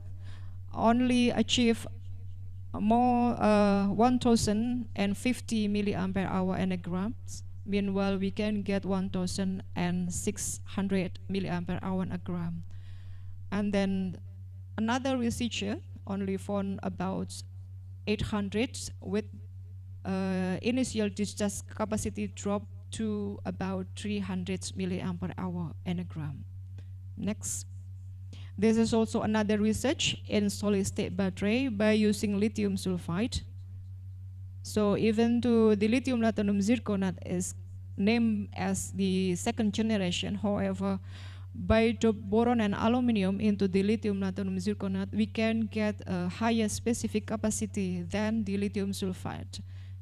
And here, the lithium sulfide, which is doped with germanium, also shows a comparable capacity which the battery that has been produced in my lab, which is 1,600. Meanwhile, we have 1,600. Next. Actually, there are important factors beside on how to synthesize the solid electrolyte that has ionic conductivity, that has high ionic conductivity. Actually, there are other factors which is important to be considered in order to produce a prototype or to fabricate a solid state battery, because there are at least 4 main parts within the battery: the anode, cathode, and electrolyte. Therefore, the interface engineering between the functional material between anode, cathode, and electrolyte is very important to be considered. Therefore, many research has also been conducted in this part, in the interface engineering. And then the other one, which is the important factor also, is the sintering method of the solid electrolyte. Because if we use high temperature in order to sinter the solid electrolyte, the lithium loss is usually happen or is usually occur, and it will decrease the ionic conductivity of the material itself. And then the third one is the inert atmosphere to produce the battery, and then the fourth one is the electrode choices. So there are 4 main factors also that should be considered. And then we produce also the sodium ion battery from biomass. And here we use the solid waste of sugarcane factory, or we call it as bagasse, as the raw material to produce graphite or hard carbon. And then after getting the hard carbon and conducted activation to it, then we dope nitrogen and sulfur into the hard carbon, and then we use the powder of N-S-dope carbon as the anode material for sodium-ion battery. Yeah. And then here are the result of sodium-ion battery that has been produced from biomass. Yeah. We can see here that the initial capacity can reach up to 450 milliampere hour in grams. And the stability is also quite good. After cycling of 50 cycles, the specific capacity is still within the 200 milliampere hour per gram. So it is a quite good result also. And developing sodium-ion battery is important in order to think that the limitation, in order to think that the abundance of lithium in this planet is very limited. However, we have to think about the many alternatives of secondary battery. One of them is sodium-ion batteries. Next. Talk about the battery production as the energy storage system. We have also two things, at least 4 factors. Once if we think to move further into the mass production, we have to think about the reproducibility, and then the cycle ability of the battery itself, and then to increase the specific capacity of the battery itself. And then we have also to think about the upsize or stacking, yeah, in order to move to the mass production, because in the next maybe we need more battery product in order to fulfill the demand of the humankind everyday life, whether for electric vehicle or for electronic portable device, etc. Next. Yeah. We have also to think about the combination between electrode, with the combination between anode and the cathode, in order to get the high specific capacity of the batteries. Yeah. I would like to thanks to all of the students and alumni in my lab, and then to Universitas 11 Maret, who provide all of the instruments that we need in order to research in battery and also in fuel cell, and to Ministry of Education, Research and Technology, and also to Pertamina, and to GNU International Network for Future Battery. Thank you very much for your kind attention.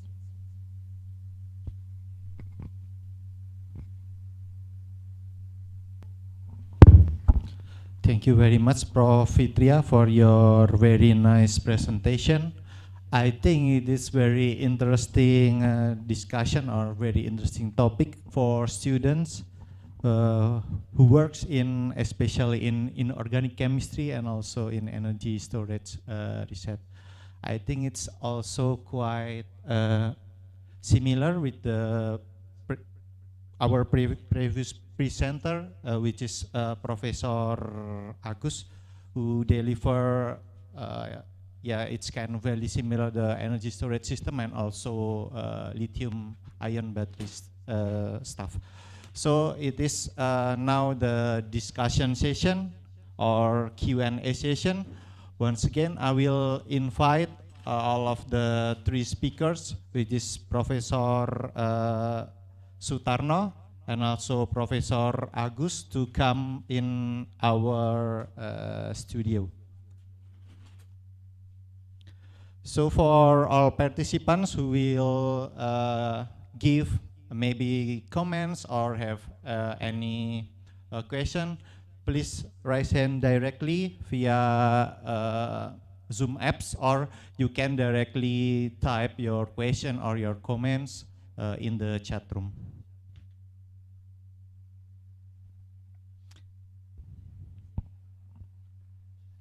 Oh, okay. We are still waiting for Professor Sutarno and Professor Agus.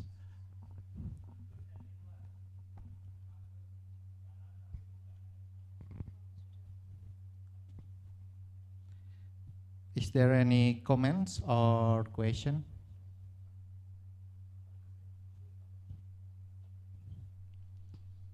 Okay, please have a seat, Professor Sutarno.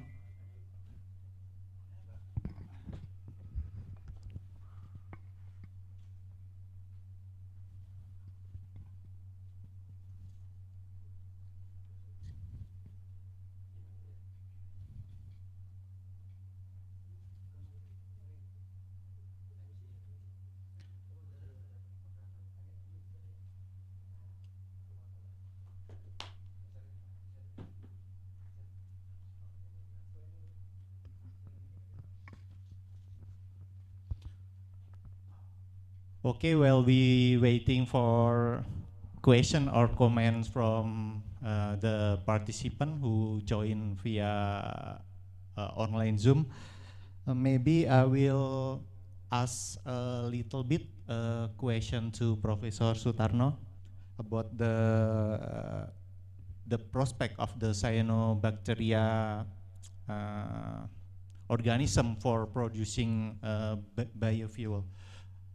I want to know about the large scale of, or the industrial scale of this cyanobacteria for producing the biodiesel, because until now I only know the large scale for biodiesel producing is comes from the crude palm oil.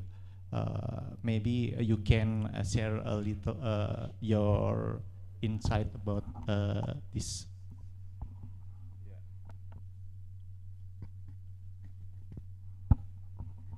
Yeah, thank you. Comparing with the palm oil, actually the cyanobacteria is much more prosperous. You know why? From the literature, the analog that we can use is if you want to produce the same quantity of the oil from 1 hectares palm oil, and then the same weight, the same width of the soil, or and then converted with water there, for the cyanobacteria can produce 20 times more, 1 time 20. So it is actually much better because you know, the needs for the cyanobacteria is only light, CO2, and H2O. H2 and CO2 is a lot in Indonesia, and light is also quite good because we are in tropical country. That means that almost for the whole year, 12 hours a day, as we got light.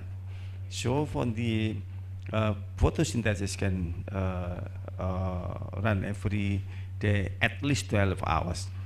And the industrial scale is, we still wait for actually, because the viable technology is right now is still, not fixed yet. It means still trying and trying and trying. And even the technique how to growing the cyanobacteria is still so many kind and still optimizing. So we still wait for the time to get the better techniques, as well as better in converting from the cyanobacteria into biodiesel. Still wait for. The most important thing is right now is possibly is to change, or at least doing selection from the natural field to get the best kinds of cyanobacteria that having the maximal or the highest concentration of lipid or fatty acid in there. And this is the most important thing. And then after that, maybe in the laboratory scale, we can make it better by genetic engineering. After that, then we just think about the suitable techniques to have industrial scale. Maybe like that. Thank you. Okay, thank you very much for Professor Sutarno for the answer. It's very interesting, I think, because yeah, you say that the cyanobacteria for now it's kind of maybe I can say like a laboratory scale, not in the commercially ready stuff. But we also has already one question from the chat room, which is from Ibu Septia from Universitas 11 Maret. I think this question is addressed to Professor Fitria and Professor Agus. I will read the question of Bu Septia. I would like to ask about the battery material, which is from lithium or sodium. What can we do if someday the source of the lithium or others is known someday? Thank you for your attention and thank you for your answer. Please. Okay. Yes, so raw material is very important, and we know that the abundance of lithium also very limited on Earth. Then, as I said, we have to find many alternatives to produce the secondary batteries. There are many options that we can produce. There is sodium-ion battery, and then magnesium-ion, sodium air, magnesium air, and many types of battery we can investigate it in order to get comparable performance with the commercial lithium-ion battery. So in the next, yes, sure, we cannot only produce the lithium-ion battery because of the limitation abundance of lithium on Earth. And in your presentation, I heard that we can develop some sodium-ion batteries. Right.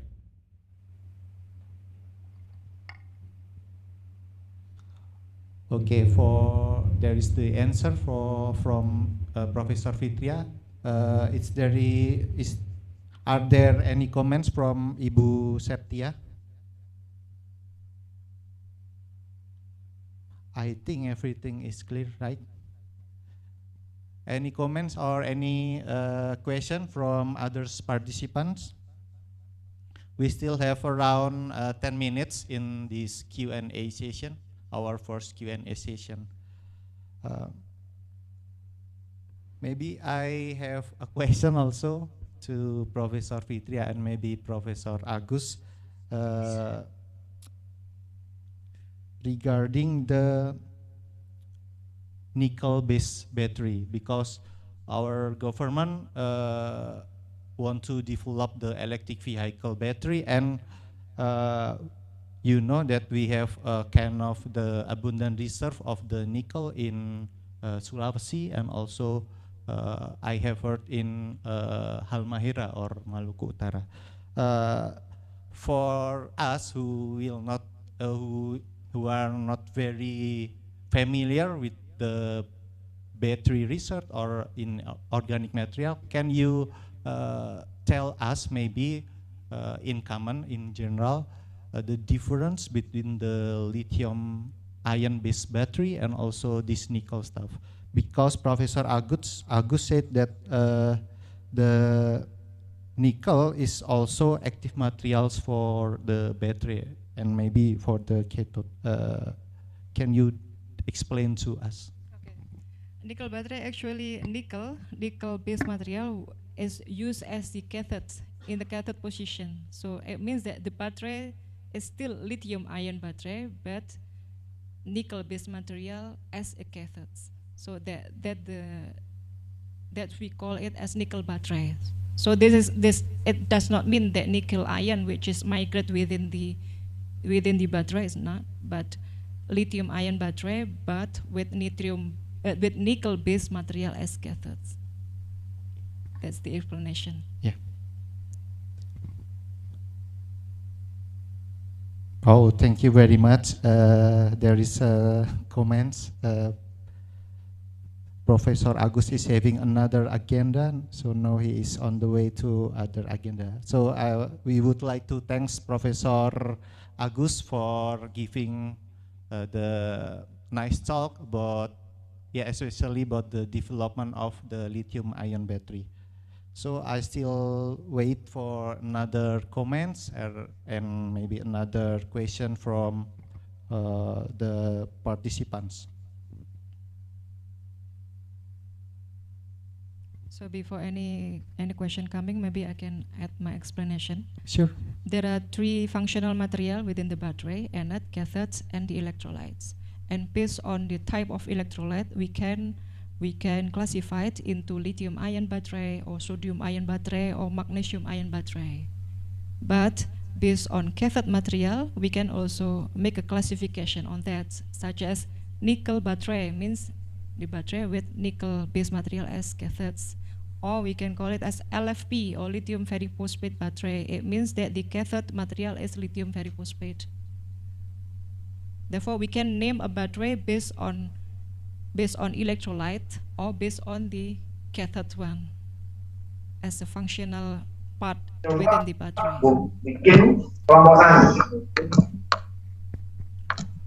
Okay, thank you very much, Professor Fitria, for your additional explanation. Maybe I also kind of wondering, do you have any research about the influence of the element composition for the battery production? I mean, Professor Agus said that there is NCA and MC or LFP battery, and do you have any suggestion about the influence of the composition of each element for the characteristic of the battery? Composition is very important also if we want to produce whether solid or whether electrolyte or anode as well as cathodes. For example, in my lab, I produce solid electrolyte. It means then I have to get the highest possible of the ionic conductivity. In order to get the higher ionic conductivity, then I have to get a compound with a specific composition, and then the composition can provide a high ionic conductivity. And if we want to produce cathode material, for example, NMC or NCA or other things, it means that nickel combined with something else. If we want to produce cathode material, then we have to be sure that those material has a high electronic conductivity. Therefore, the composition of the cathode material is very important if we want to get the optimum value of the electronic conductivity. So yes, actually in battery research, if we want to research part of them, whether anode, cathode, or electrolyte, how to produce based on the composition of material. This is the important thing that we have to do. Okay, thank you very much. If we talk about batteries, very interesting for us. And there is also one question from the chat column in Zoom.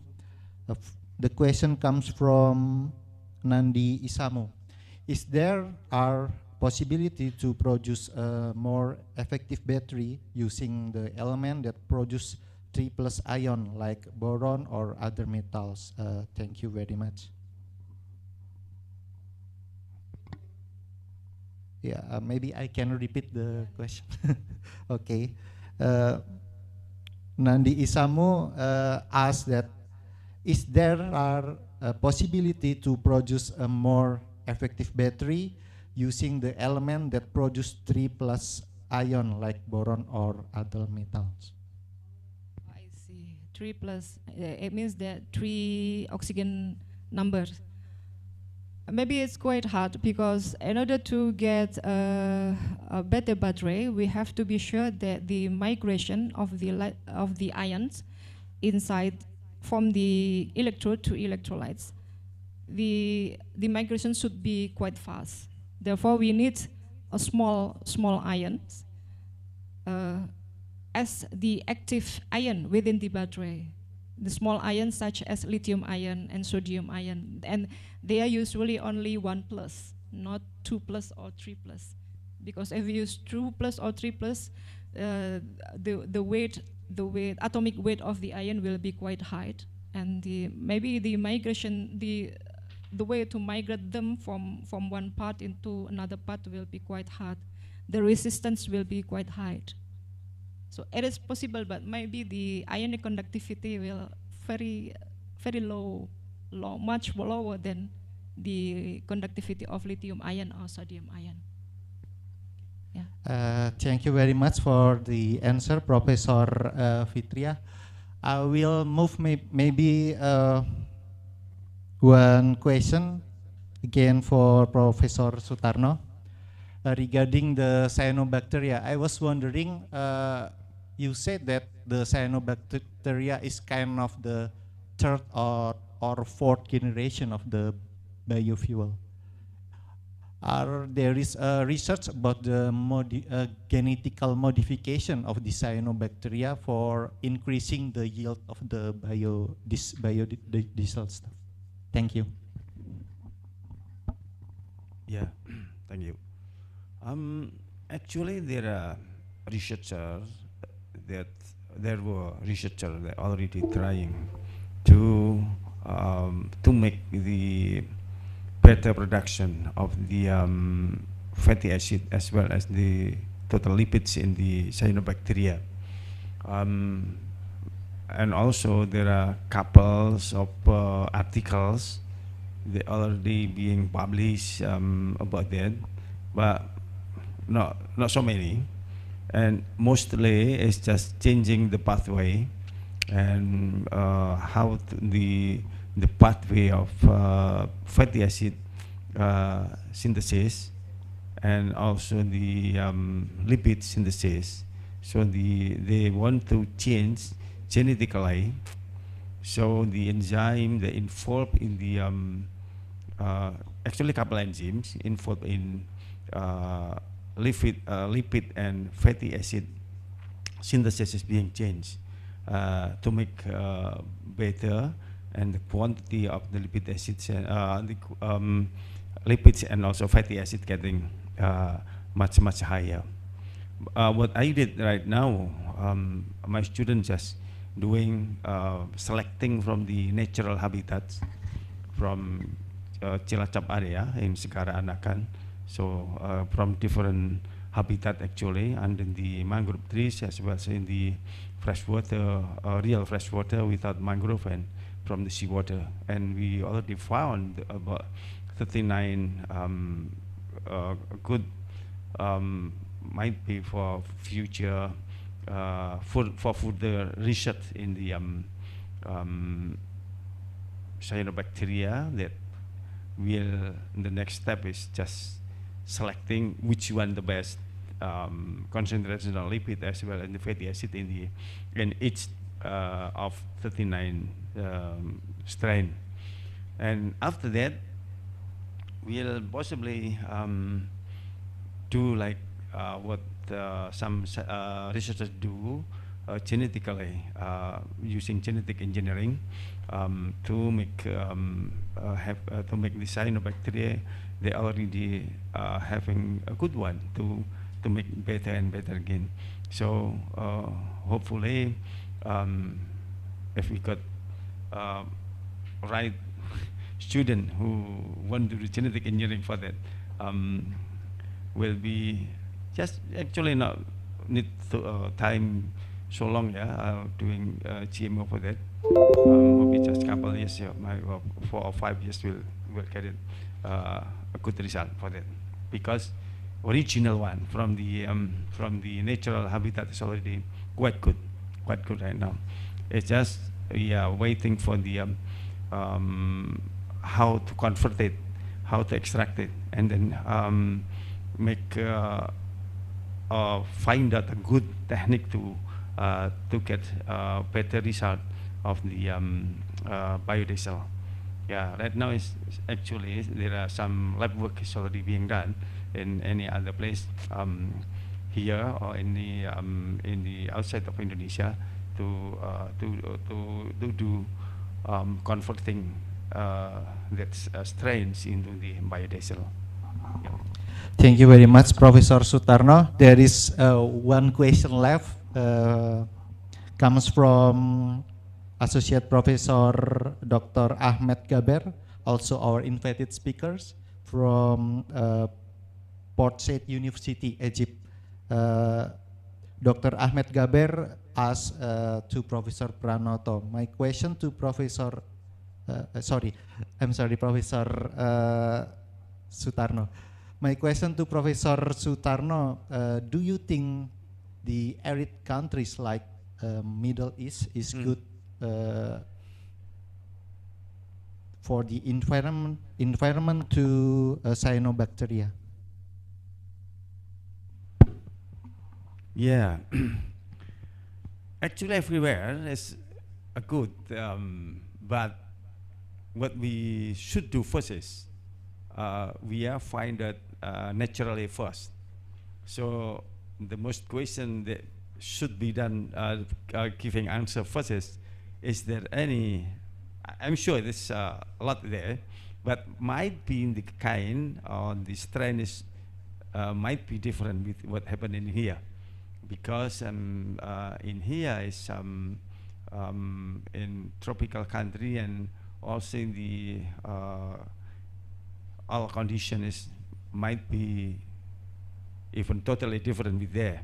But I'm sure if there is there, select first, find out, and need to mapping it in maybe might be different place, and then if you already find out the strain, and then we can develop it. Because actually bacteria can live everywhere as long as the media is available. It means in there also there is a water, light is a lot there, CO2 is a lot. So it of course suitable for them. The possibly is only different strain with what happened in here. So is it okay? Yeah, that's possible. So if you want to do might be doing selection first and get it from natural habitat. Then after that you make a culture, and then being growing in the laboratory, and then we developed in the for the next possible technique to get a large scale of industry if possible, when the technology already available. Yeah. Okay, thank you very much, Professor Sutarno, for your nice answer. But unfortunately, we now come to the end of the first session of the discussion, which is, I think it is kind of the energy session, because you talk about the biofuel, and also Professor Fitria and Professor Agus talk about the development of lithium-ion battery and other battery stuffs. So thank you very much. Yeah, maybe for now the development in the biofuel with the raw material of cyanobacteria is in the laboratory scale, and also maybe for the battery research is now in the only in laboratory scale. But I can say that for the renewable energy stuff, biofuel stuff, and battery stuff, it is very promising for our future, because it can reduce the CO2 for the environment, and yeah, it's good for our future, our environment, and our people in this planet Earth.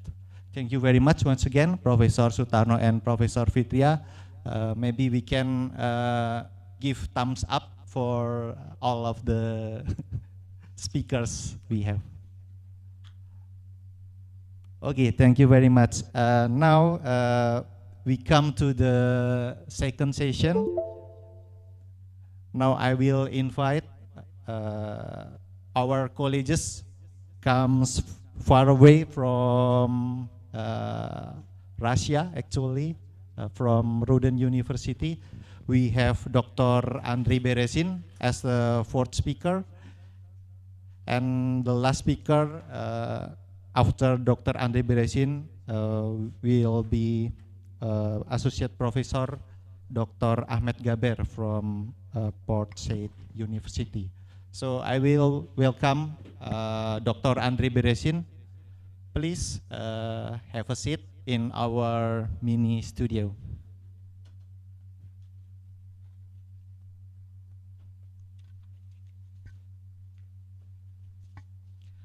Actually, Dr. Andrei comes far away from Russia and has arrived in Surakarta on last Friday, I think. And how are you today, Andrei?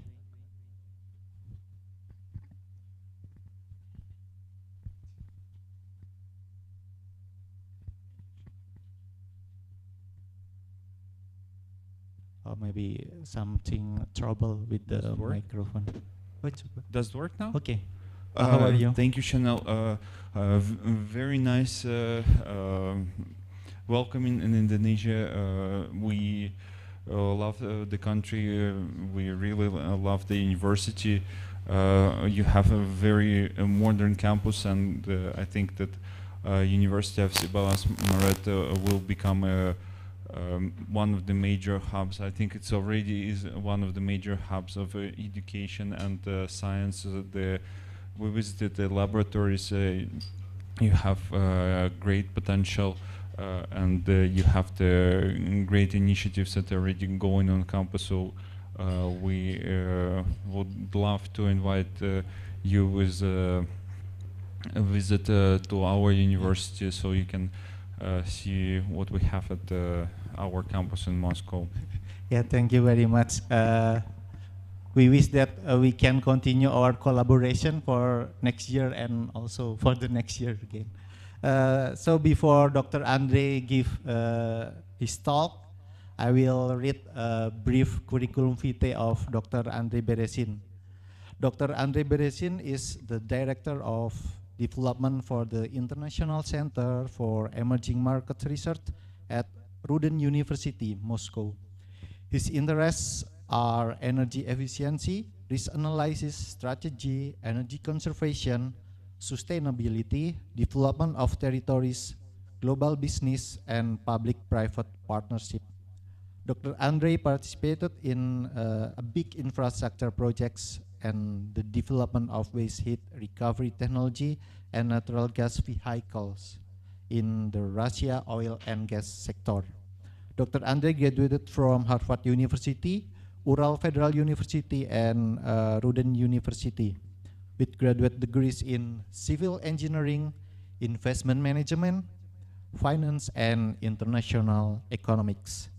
Today, he will give talk to us about the macroeconomic factors of the development of public-private partnership in the field of energy efficiency in developing countries. Andrei, your presentation time is around 30 minutes, and now I will give the floor to you, please. Thank you, Chanel. So I would like to cover the research that we presented together with my colleagues Svetlana Ratner and Bruno Sergi. So we've been primarily using the macroeconomic factors such as level of income to see the possible effect on the development of the public-private partnerships in terms of number of projects and in terms of scale of the project in the energy field and the effect of these projects on the energy efficiency of the countries. Well, first I would like to quickly introduce why the public-private partnerships are an effective tool for developing countries. The main reasons are the budget constraints that create limits on the availability of the funds. There is also high level of debt and lack of the sufficient funds in terms of equity investment. This is was studied in the number of... is this better? Okay, so this was studied in a number of articles that are listed at the top, at the bottom of the slide. Our main materials for this research were the World Bank public-private participation in infrastructure with projects in 137 countries and the time for the projects from the 1990 to 2016. I think the data is a little bit a problem when we talk about the energy sector and the public-private partnerships. In spite of this tool support, the data is still a problem, and when especially we talk about the number of countries and the statistic standards are not universal for all the countries around the world. So we utilized the non-parametric statistics method, such as Kruskal-Wallis test, Mann-Whitney test, cross-tabulation tables, and non-parametric correlation. We also use the cluster analysis to identify differences and similarities between the countries in terms of the technological profile of the projects and the electricity sector. So our first analysis of the PPP projects and in the energy sectors between the countries with a different income. This is the results that we got for the Kruskal-Wallis test in the Statista, and you can see that the mean average for low income and upper income countries are significantly different. I think it is more visible on the box plot diagram. You can see that there is an increase in the level of intensity of the investment between the low-income countries and the lower middle income, and the upper middle income countries, they have the slight increase from the low-income countries.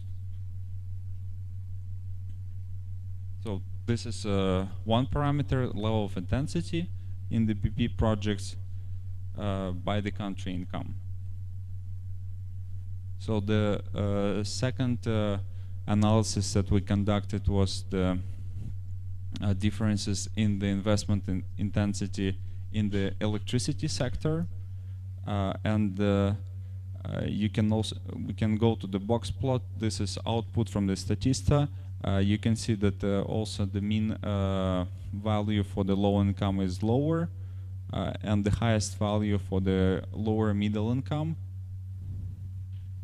And for the upper middle income, it's actually in the middle. So not the very top middle income countries are having the highest mean value for the PPE projects, in spite of the higher level of income than the lower middle income. The third analysis is for the projects in the transmission and distribution sector. We can see again that there is a difference between low income and middle income countries. But in this sector, we see that the difference between the upper middle income and the lower middle income are smaller, and this can be a different cluster. That will be visible on the cluster analysis.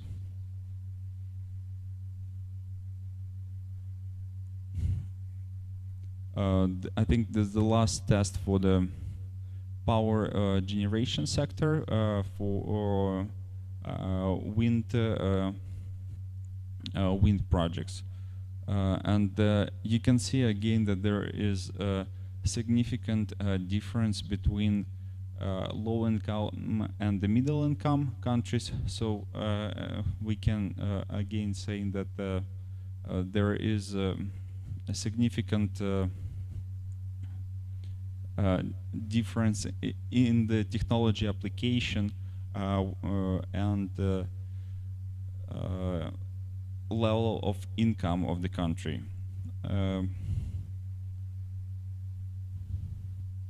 On the box plot, you again see that the difference in the mean values between low income and the middle income big, but within the middle income for the upper middle income and the lower income for the wind technology, the difference in the mean values are not significant.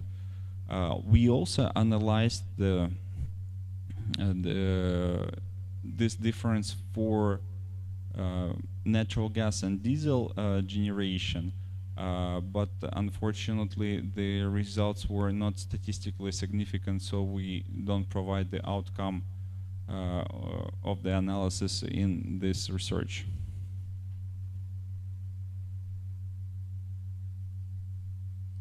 Well, next we trying to determine the structure of PP projects in the different fields.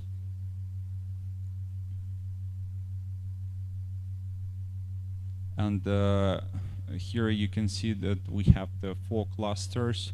One cluster for large hydro, another one for the natural gas and diesel generation, another cluster for the photovoltaics, and a green cluster for the wind generation. Well, you see the hikes on the graph. One is violent on the very left, then in the middle there is wind generation, and the photovoltaics and natural gas provide a big peaks, so they are very visible. The only wind is a little bit on the low side. So we identified which countries belong to these clusters. So you can see that the predominance of the photovoltaics is present in China, Malaysia, Azerbaijan, Bulgaria, Burundi, Chad, Congo, Egypt, El Salvador, Estonia, Iran, Jordan, Malawi, Mexico, South Africa, St. Kitts, and Thailand, Ukraine, Uzbekistan, Zambia. Well, I think that can be explained that the sunlights are available throughout the year, so we don't have the very northern countries in this cluster.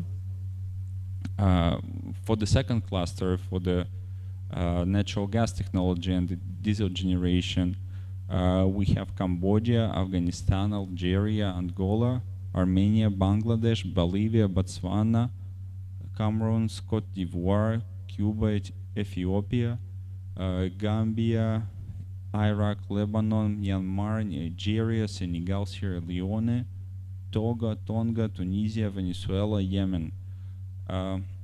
We can say that the geography is more diverse, but I think we are not taking into account the geography in this research, so this is just supplementary metrics that you can consider.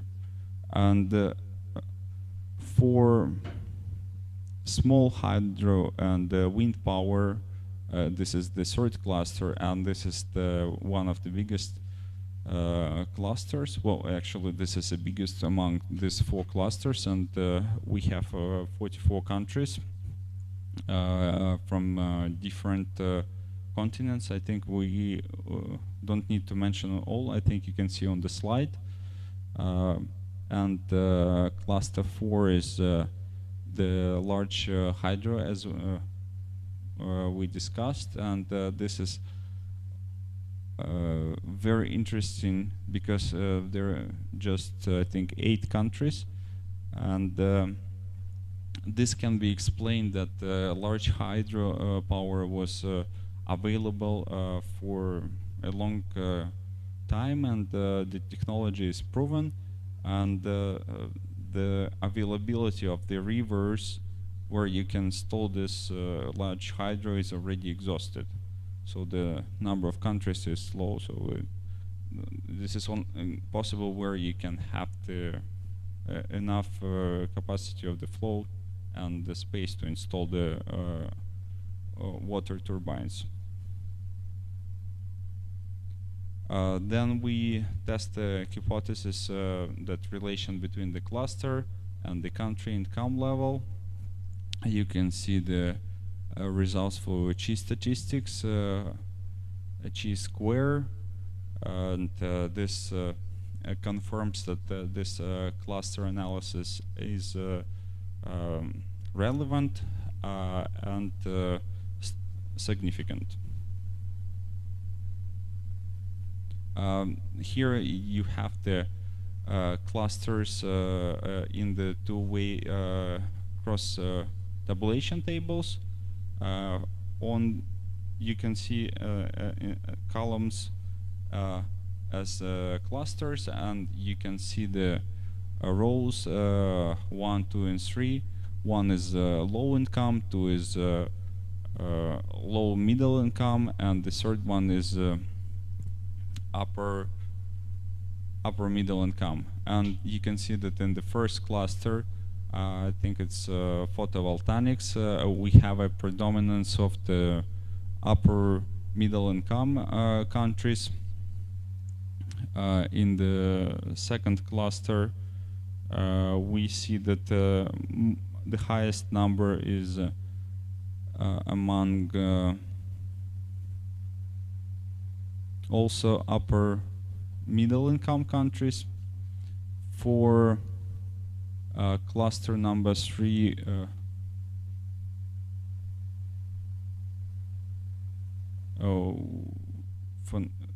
we have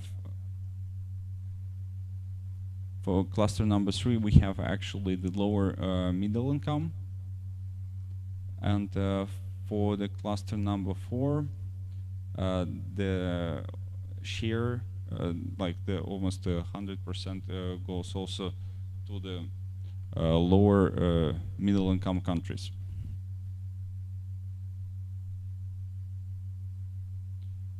We can make the conclusion that the upper middle income countries focus on the photovoltaics and have the small hydro and the wind power, while the middle income countries technology profile has emphasis on the natural gas generation and the emphasis on the photovoltaics.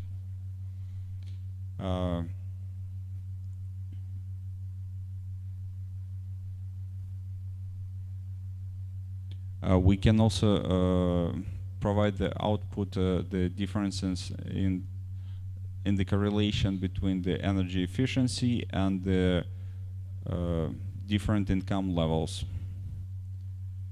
So you can see that the mean value for the difference for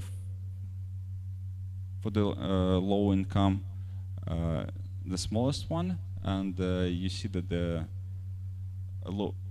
low middle income is the highest mean value, and the upper middle income is the a little bit smaller, as we saw, and in the previous analysis can be different. So the highest level of income doesn't always contribute to the highest level of investment or the energy efficiency growth.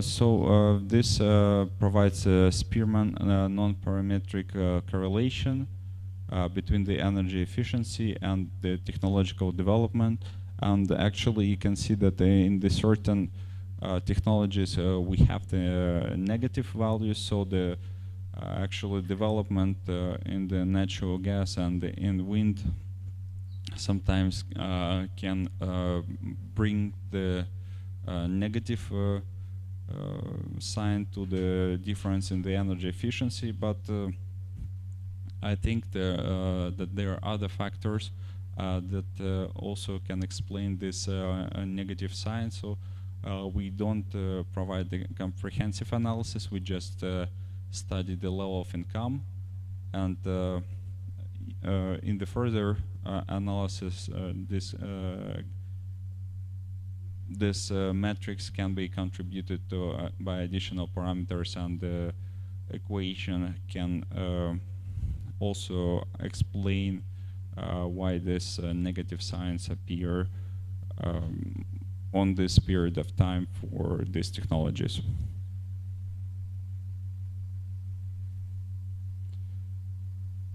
Again, this is the output for the PPP projects with different directions of the change in the energy efficiency. So the first was on the income level, and this is PPP projects and the energy efficiency. You again see that there is the negative signs in the certain technologies. For example, the wind and the natural gas is again on the negative side. Other technologies, they actually bring the increase in the energy efficiency. The coal, that might be surprising, but actually provides an increase in the energy efficiency.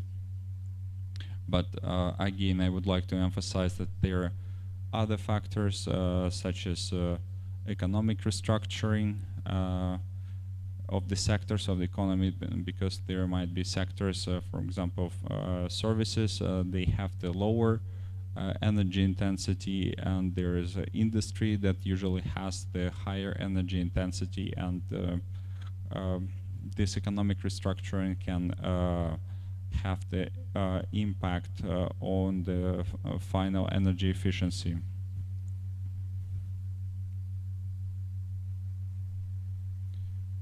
These are briefly the results that we discussed. So we have the relation between the energy efficiency and the income level of the country, and also the energy efficiency and the PPP projects in the different sectors. We have the clusters with different technology profiles, the photovoltaics, natural gas and diesel, large hydro, and another cluster with a small hydro, and the wind technology. Well, this is our analysis on the effect of the macroeconomic factors on the PPP projects in the energy sectors, and the effect on the energy efficiency on the country.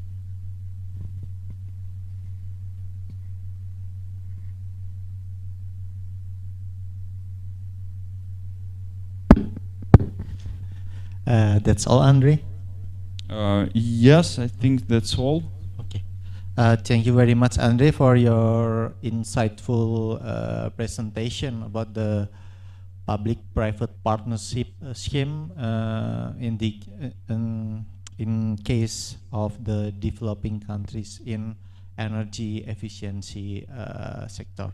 We do also implement the public-private partnership scheme because, you know, as the developing country, our national budget or our government budget is very limited for building many infrastructure, for example, for the transportation infrastructure, and also in this case you said about the energy infrastructure.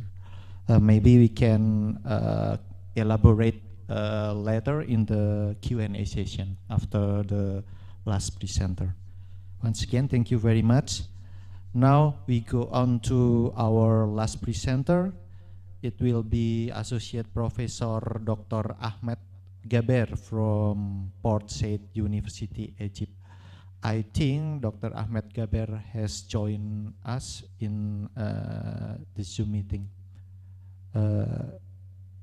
Dr. Ahmed Gaber, can you hear me?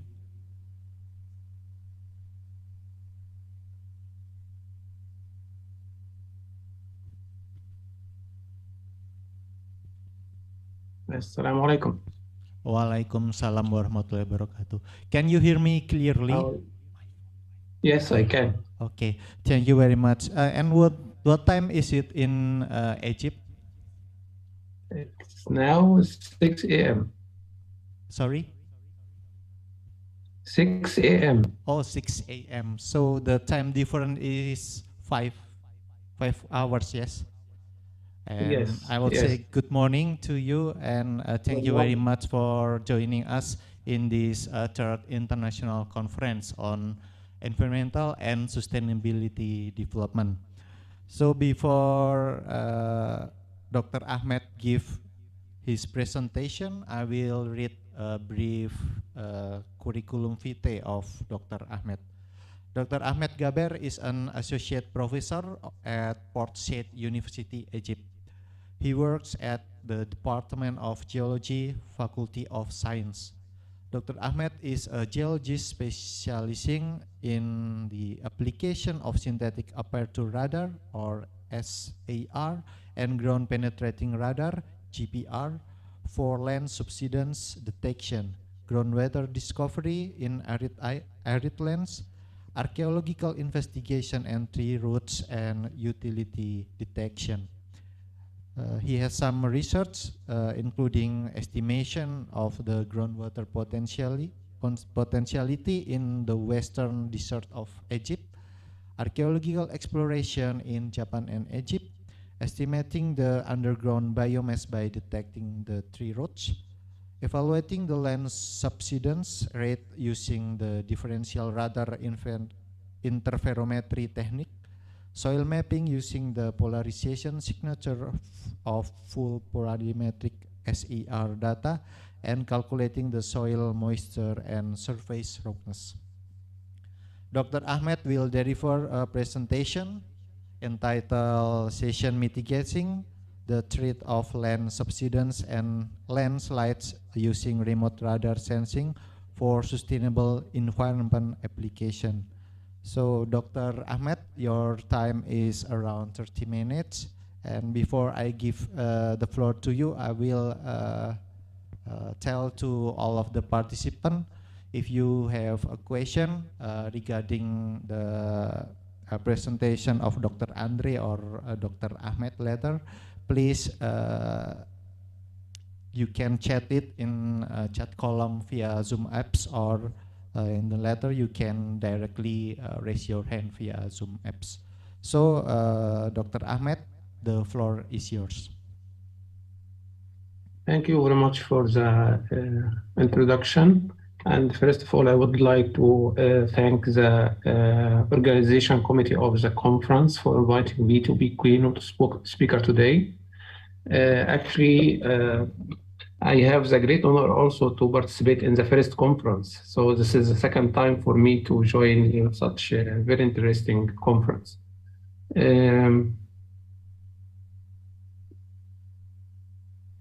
We will switch a bit to the environment.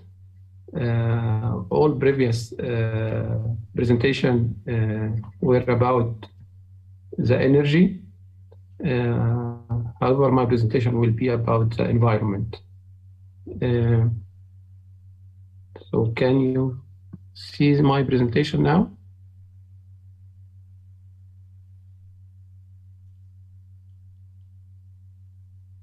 So my background is mainly geology and focus on the application of remote sensing. Remote sensing means extracting information about the Earth surface from space using satellite images.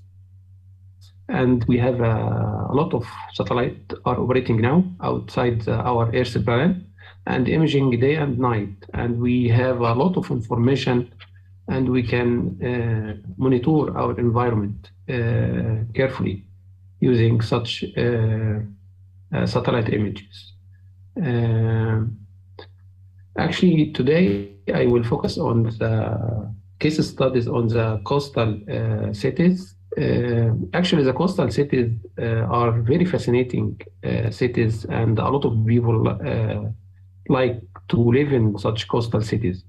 However, the coastal cities are very environmentally fragile and suffering from a lot of natural problems or environmental problems like urban flooding in the winter and coastal flooding, and also sometimes shoreline retreat and land subsidence and sea level rise and landslides and all these natural problem or risk.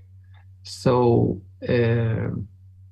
also we have to consider the contribution of the anthropogenic activities because the coastal environment is very fragile. Coastal cities are very fragile environment. So the people and contribute a lot to accelerate the hazard. And we will see exactly some of the anthropogenic activities that can contribute a lot to speed up or fasting the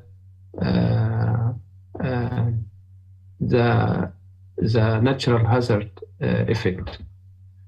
The coastal cities always located at the downstream of any river. So any river, actually the rivers are playing very important role in our environment. They are not delivering only the water to the coast, but also they are delivering the sediment.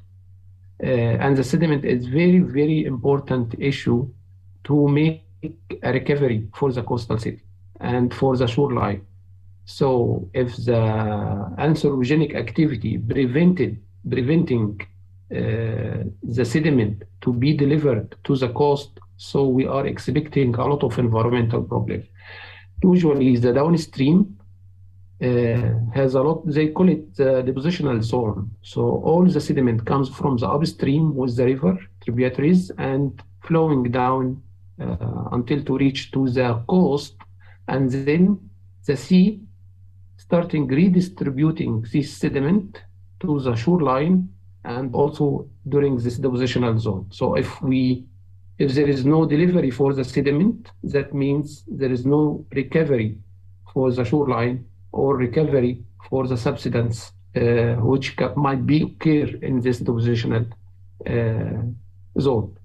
Also, this depositional zone has a lot of sedimentary succession, sedimentary layer, and this sedimentary layer can store groundwater inside it within the porosity and permeability. And also not only groundwater, but also maybe gases or hydrocarbon.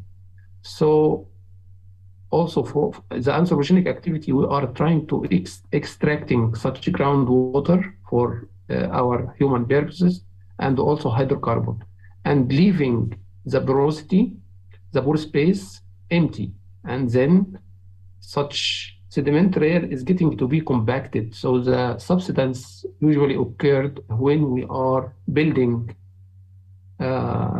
skylines and built up area on top of such sedimentary layers and extracting the groundwater or gases or hydrocarbon and leaving the pore space empty. So such weight also making the sedimentary compacted. And usually the sediment that comes from upstream recovery such subsidence or compaction of soil.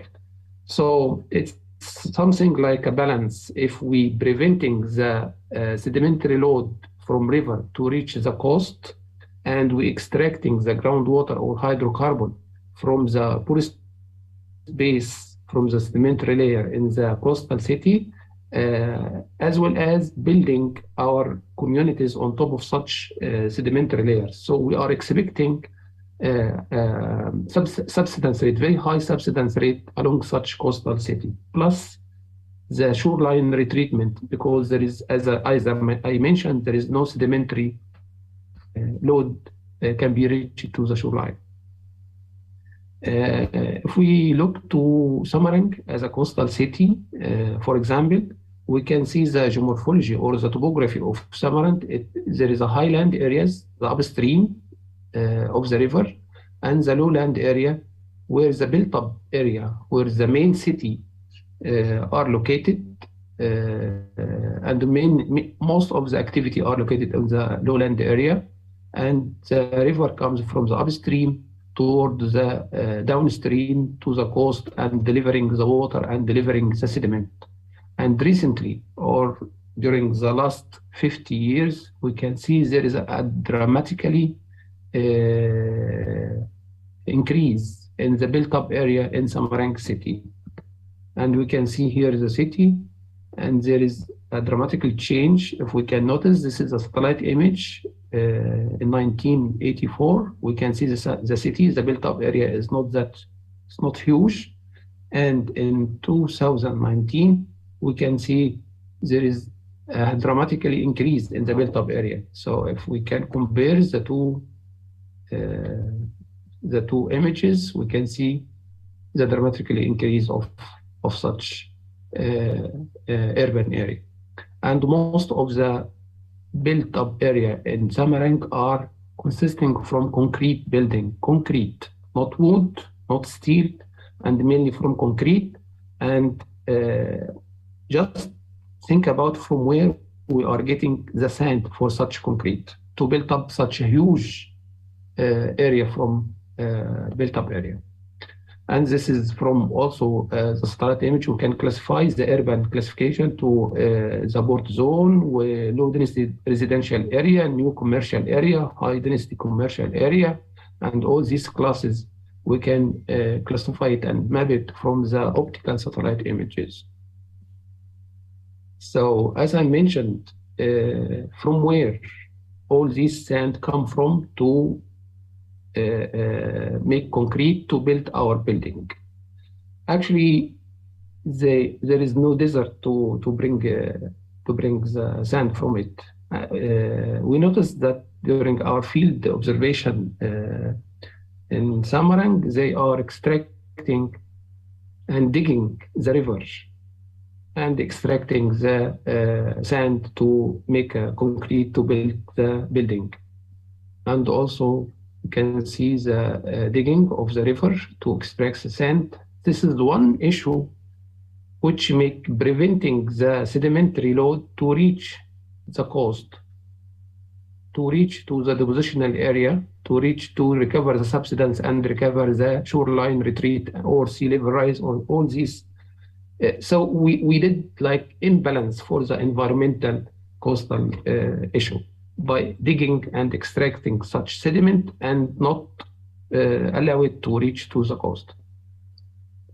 We get some samples from this sand and we did a scan electron microscope and we found it to investigate its composition, and we found it, we make also X-ray diffraction, and we discovered that most of the sand in Samarkand are composed from minerals which is called plagioclase or labradorite mineral. It's calcium sodium plagioclase, which means it is come from we call it basic rock, black rock or dark rock. Unlike the acidic rock, igneous rock, it can generate silica, cyanide silicon dioxide, and make sand. So most of the sand in Samarkand are black minerals. So it is very fast to weather. And this is a stability series. We can see the plagioclase are located here in the yellow circle, and this is fast weathering minerals. So it can be make a chemical hydrolysis and can be weathered and converted to mud or clay minerals. And also the rivers not only delivering water and sediment, but also it is saving our cities during the heavy rain. It makes like a discharge. It just delivering the excess water on the precipitation, the heavy precipitation to the sea. So if there is a problem or in the canal or the channels or the streams or the drainage, so the discharge of the discharge coefficient or capacity of these rivers to deliver the high rain precipitation to the sea will be very, very poor. So it should be clean all the time to avoid any flooding in the winter season. So we have to make it clean, not digged, and keep it natural to deliver the sand to the shoreline, and also to deliver the excess water or the heavy precipitation, heavy rainfall to the sea, and make it to be more function and saving our environment. We can see these examples. I can avoid this. So from space, what we can extract from information from space? Usually the satellite is operating outside our Earth planet, and it is flying in a fixed orbit and imaging our Earth surface like this cartoon. It has like a swath width, so it can cover the entire Earth in days or hours. It depends on the swath width of the satellite. So, and just make a complete scan for the Earth, as you can see. And after finishing the complete scan, it restart to revisit again and re-image again the same location. So as you can see, it is flying the satellite in a fixed orbit with a fixed height from the Earth's surface. Okay, nowadays we have a lot of satellites are operating outside of Earth. A lot of most of the countries are own the technology of space technology, and have a satellite. They own a satellite, even for research or for forecasting or for media or for communication or for GPS navigation. So all these satellites are operating now, and we can see we are expecting there are 1,000 of satellites are operating day and night outside our Earth planet. So all these satellites are working using electromagnetic wave. Electromagnetic wave, this is the wave which comes from the sun and hitting our Earth surface. So the satellites are operating three different wavelengths. Are operating the satellite in a visible light. We call it optical satellite, and also they are operating in infrared range, so we call it thermal satellite, and also they are operating in the microwave range, and we call it radar satellite. Each part of this electromagnetic wave is being used in a different application. So gamma ray, we use it, X-ray, we use it, ultraviolet, all these wavelengths are used. And also we have the long radio wave and TV wave, and all these waves are already used in our daily technology. So in my research, I focused on this kind of satellite, which are operating in microwave range, because they have a longer wavelength than the optical one. So because it has a longer wavelength, so it has some capability than the visible one or than the optical one. So the satellite, those are operating in microwave range, they call it radar satellite. So the difference between radar satellite and optical satellite is the wavelength. So the radar satellite, they are operating in a longer wavelength. So the longer wavelength has the capability to penetrate the cloud. And also they call it active satellite. The radar satellite, they call it active satellite, which means it is transmitting its own energy. So it does not depend on another source of energy. unlike the optical. The optical satellites, they are depending on the light that comes from the sun. So it is passive. They call it passive satellite. So as you can see now, this is a difference between the optical image on the right side, right hand, and the radar image on the left hand. So the right one is suffered from cloud cover, so we can figure out cloud. And also for Indonesia, because it is a tropical country, so the cloud cover is almost like 60% or 70% of the entire year are covered by cloud cover. So it is difficult to have a free cloud cover optical satellite image for Indonesia. So the radar one is very, very powerful. So it is not suffering from the cloud cover. It can penetrate the cloud cover, and also it works day and night. So 24-hour all weather condition. So this is the advantage of using radar satellite. The radar satellite, as I mentioned, it is an active satellite. So it is transmitting its own energy and receiving the echo or the return. So it can be interpreted, the returned energy, into three different information. The power, from where we can get highly powered energy or low powered energy. And also we can estimate the travel distance of the signals from the satellite to the object, the two-way travel signals. And also we can also measure the change or the switching on the direction of the transmitted signals. So I transmitted signals in a definite direction, and it is hit the ground object and then returned to the satellite back with a switch or rotation in the signals. So also we can measure this rotation and extract information about the object. So each information, even if it is the power or the travel distance or the direction of the returned signals, we can convert it to information about the object. So because we are talking about the subsidence, so we focused on the travel distance. So if the satellite transmitting its own energy and hit the building and scattered back to the satellite, so we can measure the two-way travel distance and determine the distance between the satellite and object. And if there is no change, so it's okay over the year. So because the satellite is flying on a fixed orbit with a fixed height from the ground surface. And if there is a switch in the building or subsidence or so the distance between the satellite and the object will be changed. So this is what we are detecting to estimate the land subsidence.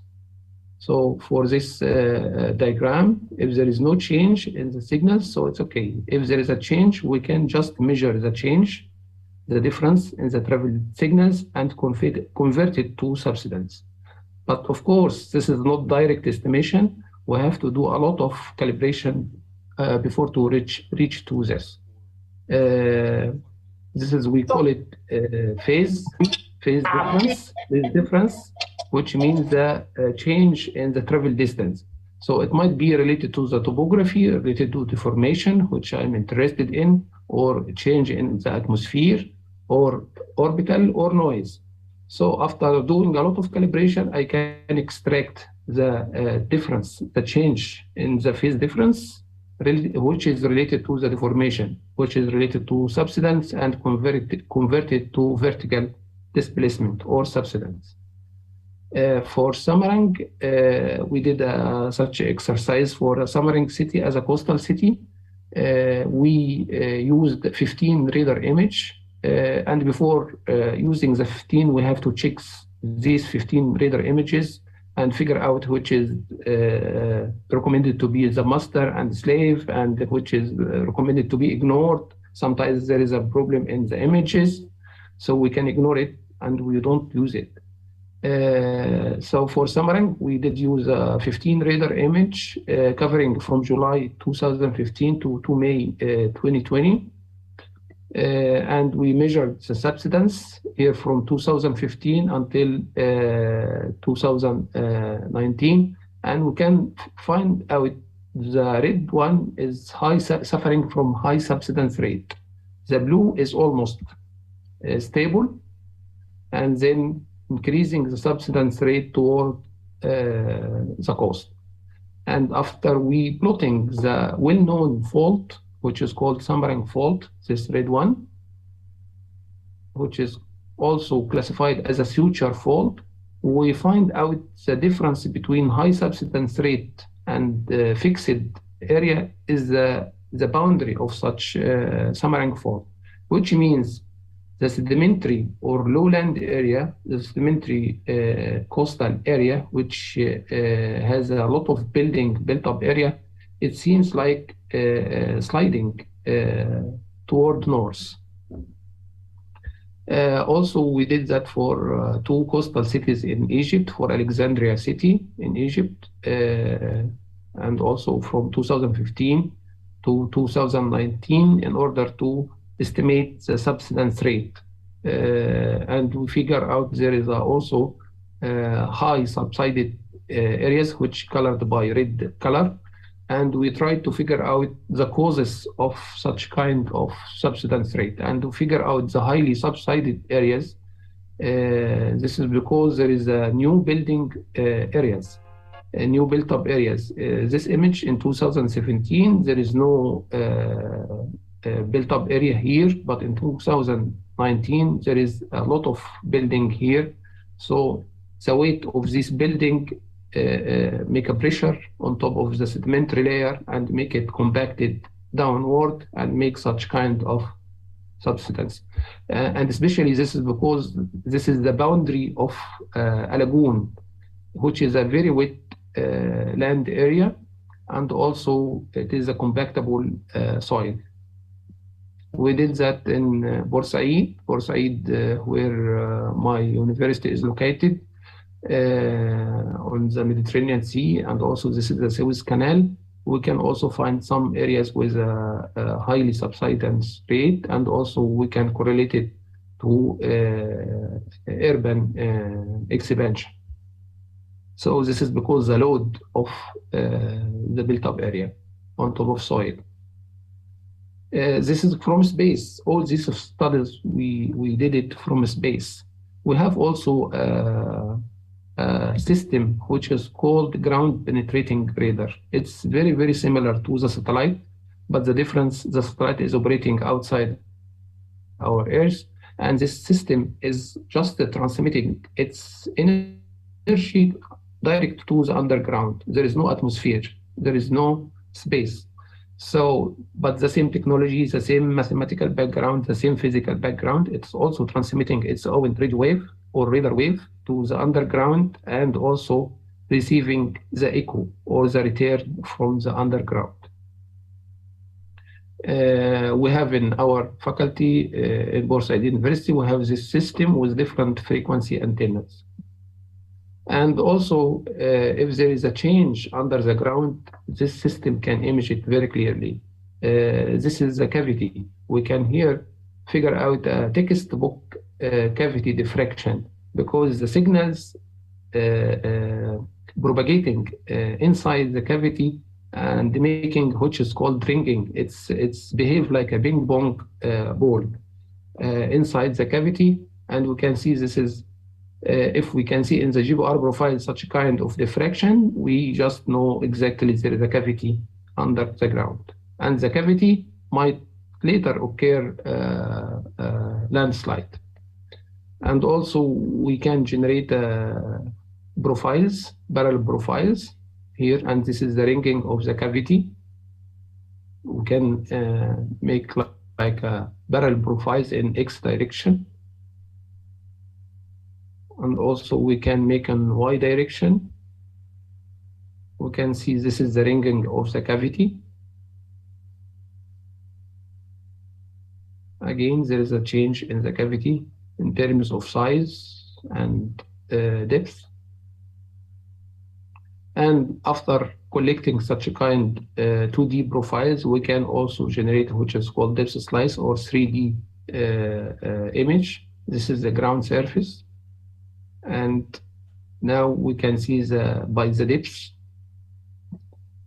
After combining the 2D, we can generate the 3D. And we can see here the direction of the cavities which are located under the ground very clearly, and we can see the size and the depth and the geometry of the cavity under the ground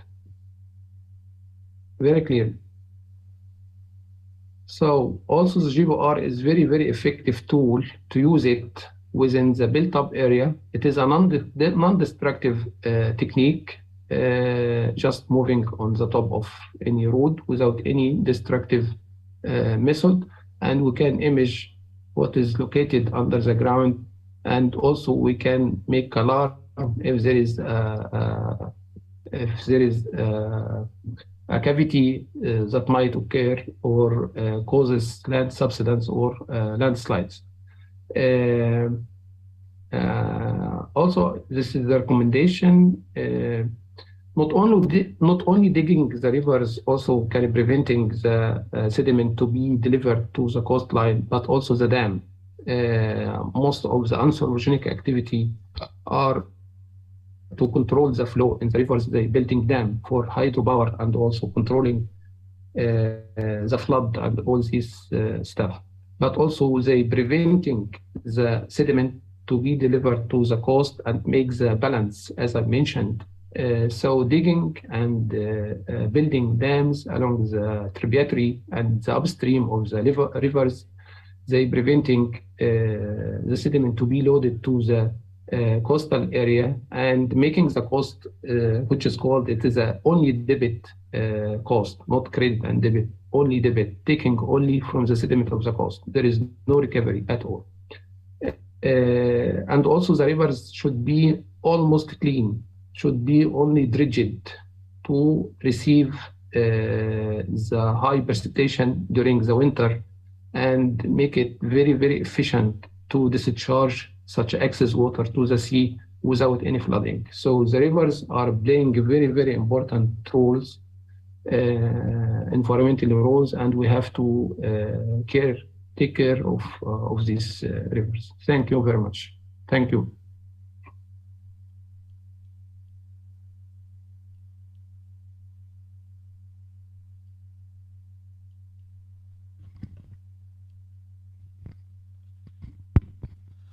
Okay, thank you very much, Dr. Ahmed Gaber, for your insightful talks, for your insightful presentation. I'm a little bit surprised that you have researched about one of our city, Semarang. I'm a little bit surprised about that. So in Indonesia, yes, we do facing the same thing with the land subsidence, especially in the Jakarta and Semarang. So beside the Jakarta and Semarang, we also face the land subsidence in the coast, the north part of the coastal of the Java Island, called we call it Pantura, Pantai Utara Jawa. So the land subsidence in Jakarta and Semarang, in average, I would say about 5 until 8 centimeter per year. So it's kind of so it's make damage for the urban who lives in Jakarta as the capital city of Indonesia, and also in Semarang as the capital of Central Java. So now we go to the Q&A session. Yeah, we already have 3 questions or 3 comments from our participants. The first question is addressed to Dr. Andre Beresin. The question comes from Professor Pranoto. A nation economy rises and falls due to factors both inside and outside the control of the government and their citizens. These variables, known as macroeconomic factors, describe the events that change the financial outlook of a country.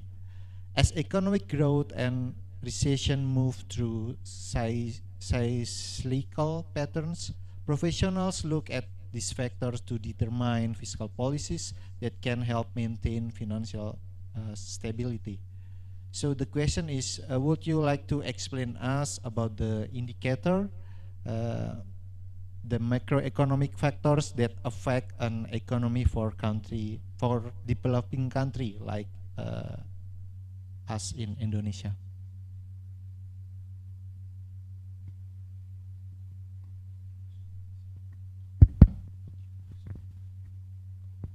Well, the macroeconomic factors, we in this research we were just focusing on the level of income and how the level of income as a comprehensive macroeconomic factor affects the or correlates with intensity of the public-private partnerships projects and the scale and the relation to the energy.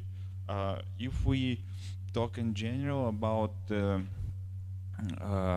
macroeconomic factors, then we need to consider the policy environment, legal environment, availability of the human resources. Then there is also the like the banking development of the banking system. There are quite a few indicators. I think we can look at the metrics from the World Economic Forum that provides index of competitiveness, and they break down the all the macroeconomic factors in the 4 groups. There is legal, there is investment, there is technology, and I think from this analysis you can find what macroeconomic factor you need and how it affects like the country in general. They usually base this metrics on the expert voting and surveys.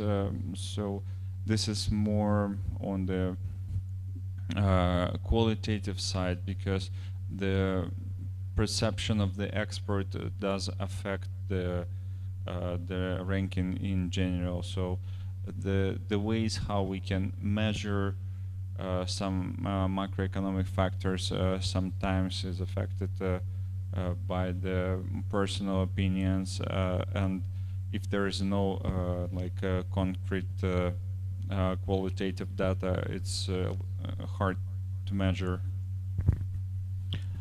Okay, thank you very much. Is it enough, Professor Pranoto? Yeah, maybe it's kind of enough. So I see in your presentation that you categorize Indonesia in cluster 3, which is diverse in small hydropower and wind power public-private partnership scheme. And so in the cluster 3, it means like upper middle income countries, right? Can you tell us, maybe you have also in your research or in your paper, what is the challenge of the public-private partnership scheme in developing countries? Well, the public-private partnerships are a very good instrument to develop the infrastructure in developing countries. First of all, that helps to resolve the access to the capital, because you can work with international financial institutions that can support the local banks and help to mitigate certain risk associated with infrastructure projects, because they already have this risk matrix that was utilized for the previous projects, and they use usually the technical expertise that they can bring to infrastructure projects, especially in the energy efficiency field or in the energy. So this is the way the public-private partnership helps to develop the infrastructure. Well, first is access to the capital, then there is technical expertise, And in my previous research, we also looked at energy service companies as a public-private partnership, and this mechanism usually applicable to more developed countries because you need to have the very advanced financial infrastructure that can support activities of the energy service companies. And for developing countries, there is a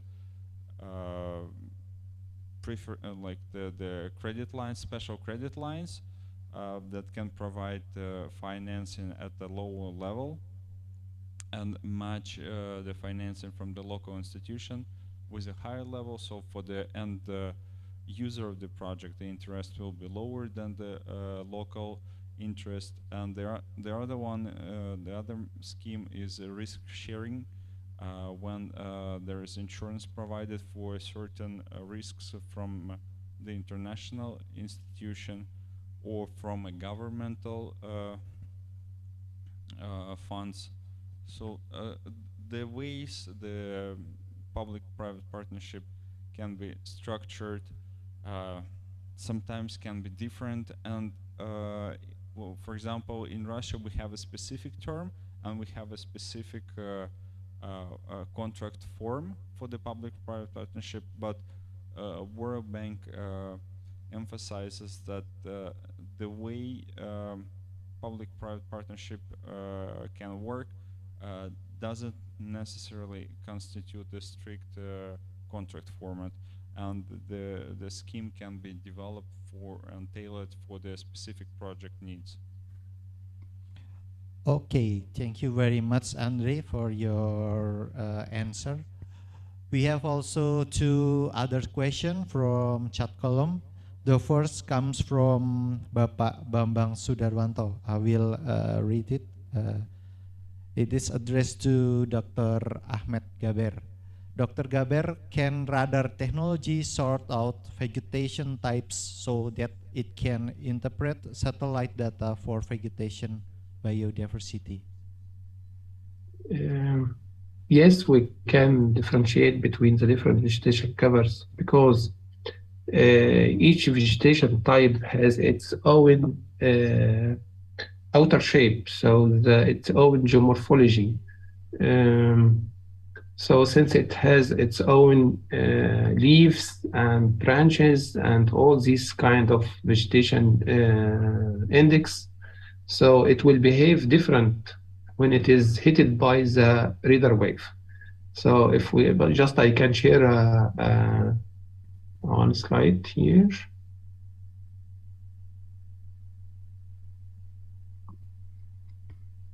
So we have in radar, which is called polarization signature. So as I mentioned, if we have a different type of vegetation cover, so the branches, number of branches, number of leaves, the size, and the outer shape will be different. So when it is hit, as I mentioned, by radar wave, it will behave different. So we have some energy will be scattered back to the satellite with a different direction. So in radar remote sensing, we can, as I mentioned, we can also work with the polarimetry, which is called the direction of the backscattered wave. So we can plot it on a diagram, and we can generate which is called polarization signature. So if we have a wheat, so it will behave different than the rice. It will behave different than the than cotton or whatever the vegetation type. So we can extract, as I mentioned, polarization signature, and we can definitely differentiate and classify between the different vegetation cover. And this is one of the most important application for radar polarimetry, to differentiate between different vegetation type, not only vegetation type, and also we can use it to differentiate between different soil and different rock type. and I did a lot of research in this point, this field of point. Yeah, thank you very So much. the answer, Okay. yes. The answer, yes, we can classify between the different vegetation using radar signals. Okay, thank you very much, Dr. Ahmed, for your explanation. It is enough, Pak Bambang? Or you have? Yes, many thanks. Okay. Yeah. Thank you very much, Pak Bambang. Another question comes from Professor Pranoto. It's addressed also to Associate Professor Dr. Ahmed Gaber. Yeah, as a geological expert, I think, have you heard about the earthquake problem in Cianjur, Indonesia? Yeah. The expert said that it can happen every 20 years. Is this statement true or not? Please, your opinion, Dr. Ahmed Gaber. Geologically speaking, earthquakes are occurring every day, especially in the Far East, along the countries who those are located on the Ring of Fire, they call it, like Japan and Indonesia and all these archipelago. So sometimes we can feel with earthquake if the magnitude is very high, and sometimes we cannot feel it if the magnitude is very low. But the earthquakes are occurring. In terms of the same earthquake is occurring with a specific period of time, we can just know why the earthquake are occurred. They are occurred because we have which is called oceanic crust. It is hitting the continent crust at the boundary of between the ocean and the continent. And why the ocean crust is hitting the continent crust? Because there is a which is called mid-oceanic rift. There is a rift in the middle of the ocean. There is a magma comes out from this rift and just pushing the oceanic crust towards the continent crust and hit it at the boundary. So this is why most of the centers of the earthquakes are located at the boundary of the continent. So if the magma comes from this rift every 20 years and just moving the oceanic crust towards the continent crust, actually, geologically, scientifically speaking, it shouldn't be related to time because nobody knows what is going on in the magma under the ground. Yeah, thank you very much, Dr. Ahmed. I think that especially in Indonesia is located between two or more kind of the tectonic plates. So the earthquake can happen anytime. Everywhere, yeah. So I still have one question for you, Dr. Ahmed Gaber. In your opinion, maybe you can share which one is the most influencing factor for the land subsidence problem? Is it the anthropogenic factor or the natural factor? So if we talk about the anthropogenic factor, we talk about maybe the exploitation of the groundwater source and maybe the overload of the human or people in the city of the coastal area, or it can be the natural factor, like, I don't know, maybe you said before it's correlated to the soil structure or maybe the mineral compounds in the soil.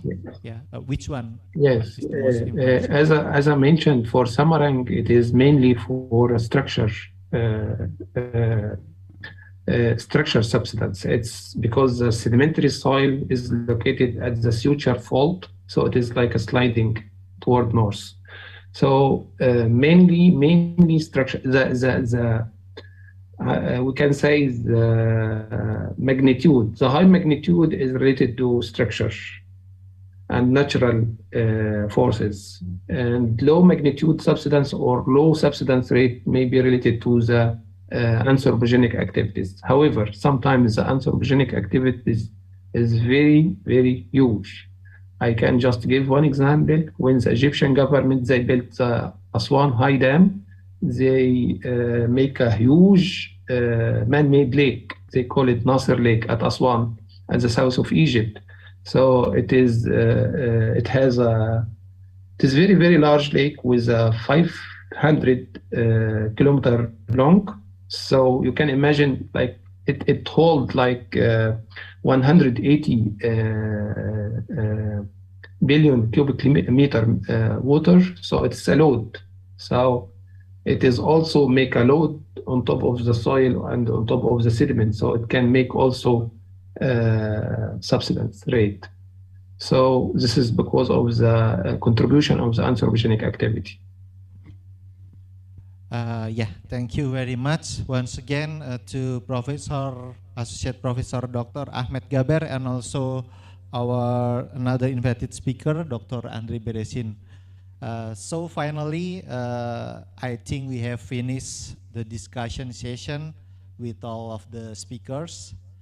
Thank you very much for your kind attention and also participation of all of the participants. I wish that everything we discuss today will be useful to increase our knowledge, especially in environmental and in energy and also in economic sector, because Andre presentation is about the public-private partnership stuff. As a final word, we hope to see all of you again in the 4th International Conference on Environmental and Sustainable Development next year. Thank you very much, and please give a thumbs up to our invited speaker, to Professor Ahmed Gaber and Andre Beresin. So once again, thank you very much, and I give the time back to Ibu Arzeti as Master of Ceremony.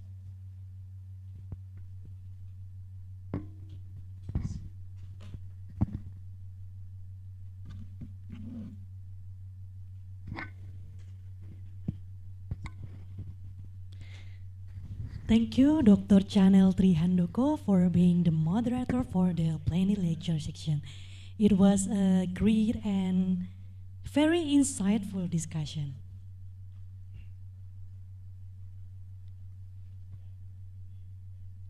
Ladies and gentlemen, we are now at the end of the plenary lecture session. Once again, on behalf of the organizing committee, we give many thanks to our wonderful speakers. We hope this discussion can lead us in creating sustainable environment for now and future. We thank every committee member, especially the doctoral program in environmental science, Universitas 11 Maret, for the wonderful accommodation.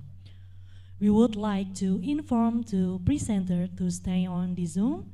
The breakout room will be open at 12:50 p.m.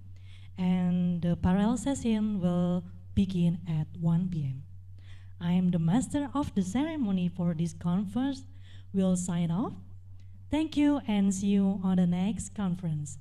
Wassalamualaikum warahmatullahi wabarakatuh. Have a good luck.